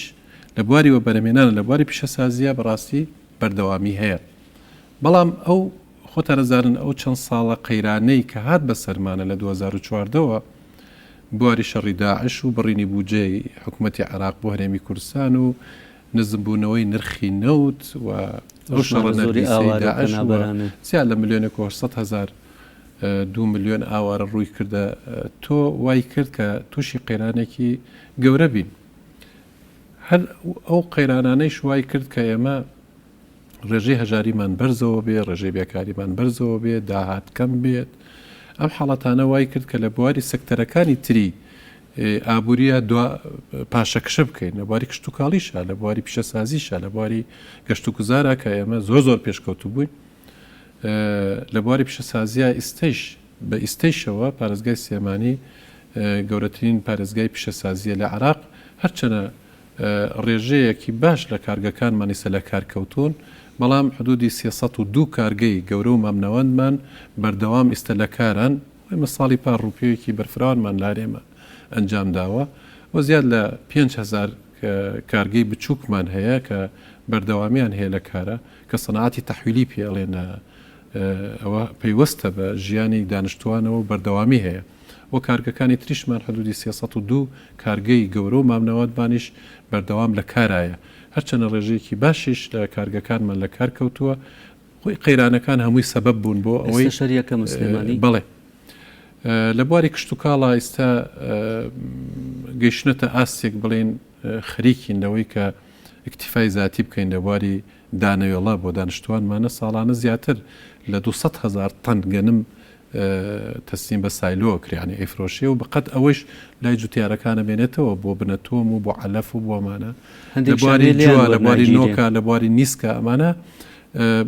دانەوێڵیان پێڵن کە زۆر زەرورە بۆ دانیشتوان گەیشتنتە ئاستێک بڵێن هەنگاو بە هەنگاو وامان لێ هاتووە کە بڵێن بەرەو ئەکتیفای زیاتیە ڕۆین لە بواری سەوزە و میوە ئێمە حدودی ئێستا کەوتم لە ساڵی 92 زیاد کەمتر لە 9 ملیۆن داری بەریمان بوو، ئێستا زیاد لە 20 ملیۆن داری بەریمان هەیە. هەموو نەوع میوەکان جوتیارەکانمان ئینتاجەکەن و هەروەها لە بواری سەوزە و میوەی هاوینەیشە ئێستا لە زستانەیشە ئینتاجە بێ کە ئێمە زیاد لە 10,000 بیوتی زوجاجیمان هەیە لە پارێزگای سلێمانی پلاستیکەکان کە لە هەموو وەرزەکانە میوە ینی سەوزە و تەماتە و خەیار و باینجان و ئەمانەیشە لە ئەکتیفای زاتیین ئەگەر بازرگانەکان بێڵن نەیهێنن لە دەرەوە بڕاتان هەبێ ئەکتیفامانیشە بێ لەو باڵە. لە بواری گۆشتی سپیا ئێمە نزیکەی 900 حقلی دەواجنمان هەیە لەم پارێزگایە کە ئەکتیفای زاتیمان هەیە و تەزدیری شەکەین لە بواری مریشکە و هەروە لە بواری ماسیشە نزیکەی 600 حوزی ماسی هەیە کە ئینتاجیان زۆر باشە و بەرەو ئەکتیفا ئەڕۆین. لە بواری گۆشتی سوورە ئێمە حەزبی بەعس و حکومڕانیە پێشنەوە دوو مڕمانی نەهێشت بزنمانی نەهێشت ماگای شیردەرمانی نەهێشت تاکە ئەدبینی لە کۆمەلگاکانە شکر بۆ خوایسە خەریکە بەرەوە ئەڕۆین کە ببینەوە بە یەکەم پارێزگا لە بواری ژمارەی سەرمەڕی شیردەر و بزن و هەروەها مانگای شیردەرەوە یەکەمی محموود دەکاتم نەماومە بچمە سەر بابەتێکی دیکەی گرنگکە لە ماوە بڵاوتان کردەوە کە ڕێژەی هەژاری لە پارێزگای سلێمانی لە چاو پارێزگاکانی دیکەی عێراق کەمترین ڕێژەی هەژاری هەیە. ئەم داتایەتان پشتان بەچی بەست بوو ئەم داتایە کە کراوە داهاتی تاک لە سلێمانی ئێستا چەندە؟ ئێمە زۆر نەبوو بووین بەڕاستی تاک و گەیشتەوەی لە ساڵی 2007 تا ئێمە ڕوپێیەکمان لەگەڵ باقی نێودوڵەتەکە لە ئاستی عێراق ئەنجامدا دوای ڕوخانی سەدام و 2004 و داهات باشتر بوو و پێشتریش پێش 2000ەوە تاکۆوێ کارکراوە لەم هەرێما بۆ کەمکردنەوەی نەبوونیەکان. بەڕاستی لە ئەنجامی ئەو ساڵی 2007 دەرکەوت پارێزگای سلێمانی لە 130 دانیشتوانی کەنجامەکانی لە ساڵی 2010 دەرکەوت لە 130 دانیشتوانی لە ژێرهێڵی هەژاریەوە ئاین لە 100 کە 3 کەس نەبووە کە ناتوانێت ئەو کات بڵین 78,000 دینار خەرچکە ساڵی 2007 بۆ دە هەرێم لە 105 دانیشتوانی لە ژێر هێڵی هەژاریەوە بوو یعنی لە 100 کەس 5 کەس ناتوانێت 78,000 دینار ماگانە خەرچکە. ئێمە بەڕاستی لە ساڵی 2013 گەیشتینە لوتکەی بواری ئابووری گەشەپێدانی ئابووری مرۆیی لە هەرێمی کوردستانە ئابووری کۆمەڵایەتی خێزانەکان لەوێ ڕوپیەوەیەکی ترمان ئەنجامدا تەمان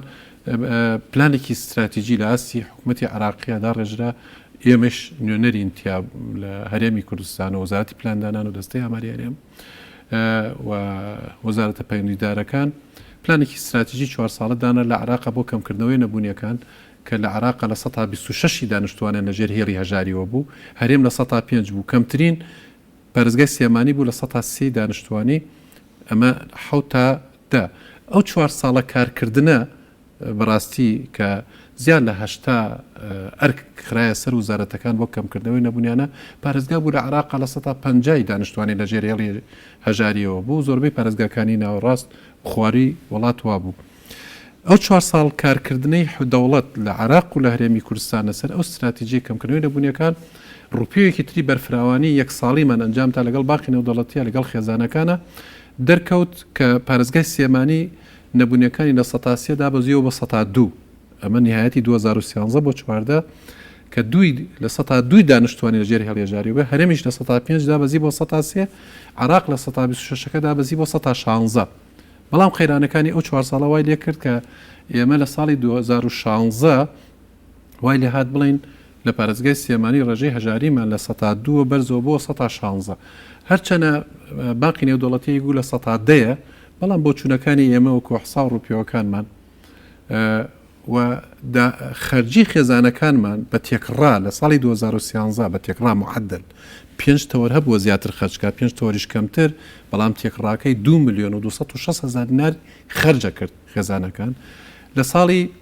2016 دابەزی بۆ 820,000 لە 2 ملیۆن و 260 بۆ 820 و ڕێژەی بێکاریمان لە 6.5 لە ساڵی 2014 بیدایی 14 بەرزەوە بوو بۆ 114 لە 2016 بەڵام لە هەژدە و 90 کارکردن و بژانەوەی ئابووری و زیاتر و نەمانی پاشەکەوت و هاتنی بودجەیەک لە بەغاوە بەڕاستی وای کرد کە گەشەیەکی ئابووری باش بێ و توانرا بڵێن ڕوپەیەکی بەرفرەوانی ترمان ئەنجامدا لە نهایەتی 2010 لەگەڵ باقی نێودوڵەتی و لەگەڵ نەتەوەیەگرتوەکان و لە مانگی 6 2019 ڕاگەیەنرا دەرکەوت هەرێمی کوردستان دابەزیوە ڕێژەی هەژاری بۆ 5.5 و سلێمانی کەمترینە لەسەر ئاستی عێراق لە 4 دانیشتوانی لەژێر هێڵی هەژاری و عین لە 100 کەس 4 کەس لەژێر هێڵی هەژاری و با ئەمە خەڵک تێبگا بەوەیشەوە کە لەو 2,400,000 کەسەی کە هەمانە یعنی 96,000 کەسمان لەژێر هێڵی هەژاری وەیە بەڵام لە چاو شوێنەکانی تری ئاستی شەرقی ئەوسەط و شیمالی ئەفریقا و عراق ئێمە زۆر باشین لە 100 کەس 4 کەس لەژێر هێڵی هەژاری وە بێ بەو نەبوونیانەوە ئێمە ئەتیماد ناکەینە سەر داهات هیچ کەسێک داهاتی خۆیت پێناڵێ ئەتیما دەکەینە سەر خەرجەکانی زۆر بە کورتی وەڵام بێت تۆ کاتم نەماوە ئەی لە ڕووی پرۆژەوە بەرهێنان و کۆمپانیای گەورە لە سلێمانی ئەمە چ حاڵێکدا حکوومەت خۆی بۆ خۆی لە ماوەی ڕابردووە لە بەتابەتی ساڵی لای 2000ەوە بەدواوە زیاد لە 8 ملیارد دۆلار استثماری کردووە لە هەموو قەزاکانە 16 قەزامان هەیە 46 ناحیەمانەیە 76 شارەوانیمانەیە و لە 2248 گوندە ئێمە حسایەکمان کردی سەر گوندەکانمان زیادی کردووە بۆتە 2500 گوند ینی لەم گوندە 3 گوندی تر بۆتەوە بۆ نمونە لەم شوێنانە استثمار کراوە بۆ پێشکەشکردنی خزمەتگوزاری بۆ دانیشتوان لە هەموو ڕوویەکەوە و زیاد لە 15 ملیارد دۆلاریش استثماری کەرتی تایبەت کراوە لە پارێزگاکە بۆیە ئەو حاڵەتانە ئەیبینی تۆ لە بواری نیشتەجێبوون ئێستا کەمترین کێشەی نیشتەجێبوونمان هەیە کە هەلی کارمان چۆنەکە هەلی کار ئێمە ئاخر ڕوپی و کە کردومانە شکر باشە دابەزیەوە بێکاریمان 15 ساڵ بۆ 64 ساڵ ئەمە دەستی کارە لە 145 گیان لە نەشاتی اقتصادیانە جوڵەی ئابووریان و ئەم بۆ لە تەمەنەی 15 بۆ 64 ساڵ لە 109یان ئاخر ڕوپیۆکە ئەنجاممانداوە بڕیارە ئەم ساڵیش لە مای 4 ئەنجامی دەین ئەمە هی پارە لە 109 ئەم پۆ لە تەمەنەمان بێکارە ئێستا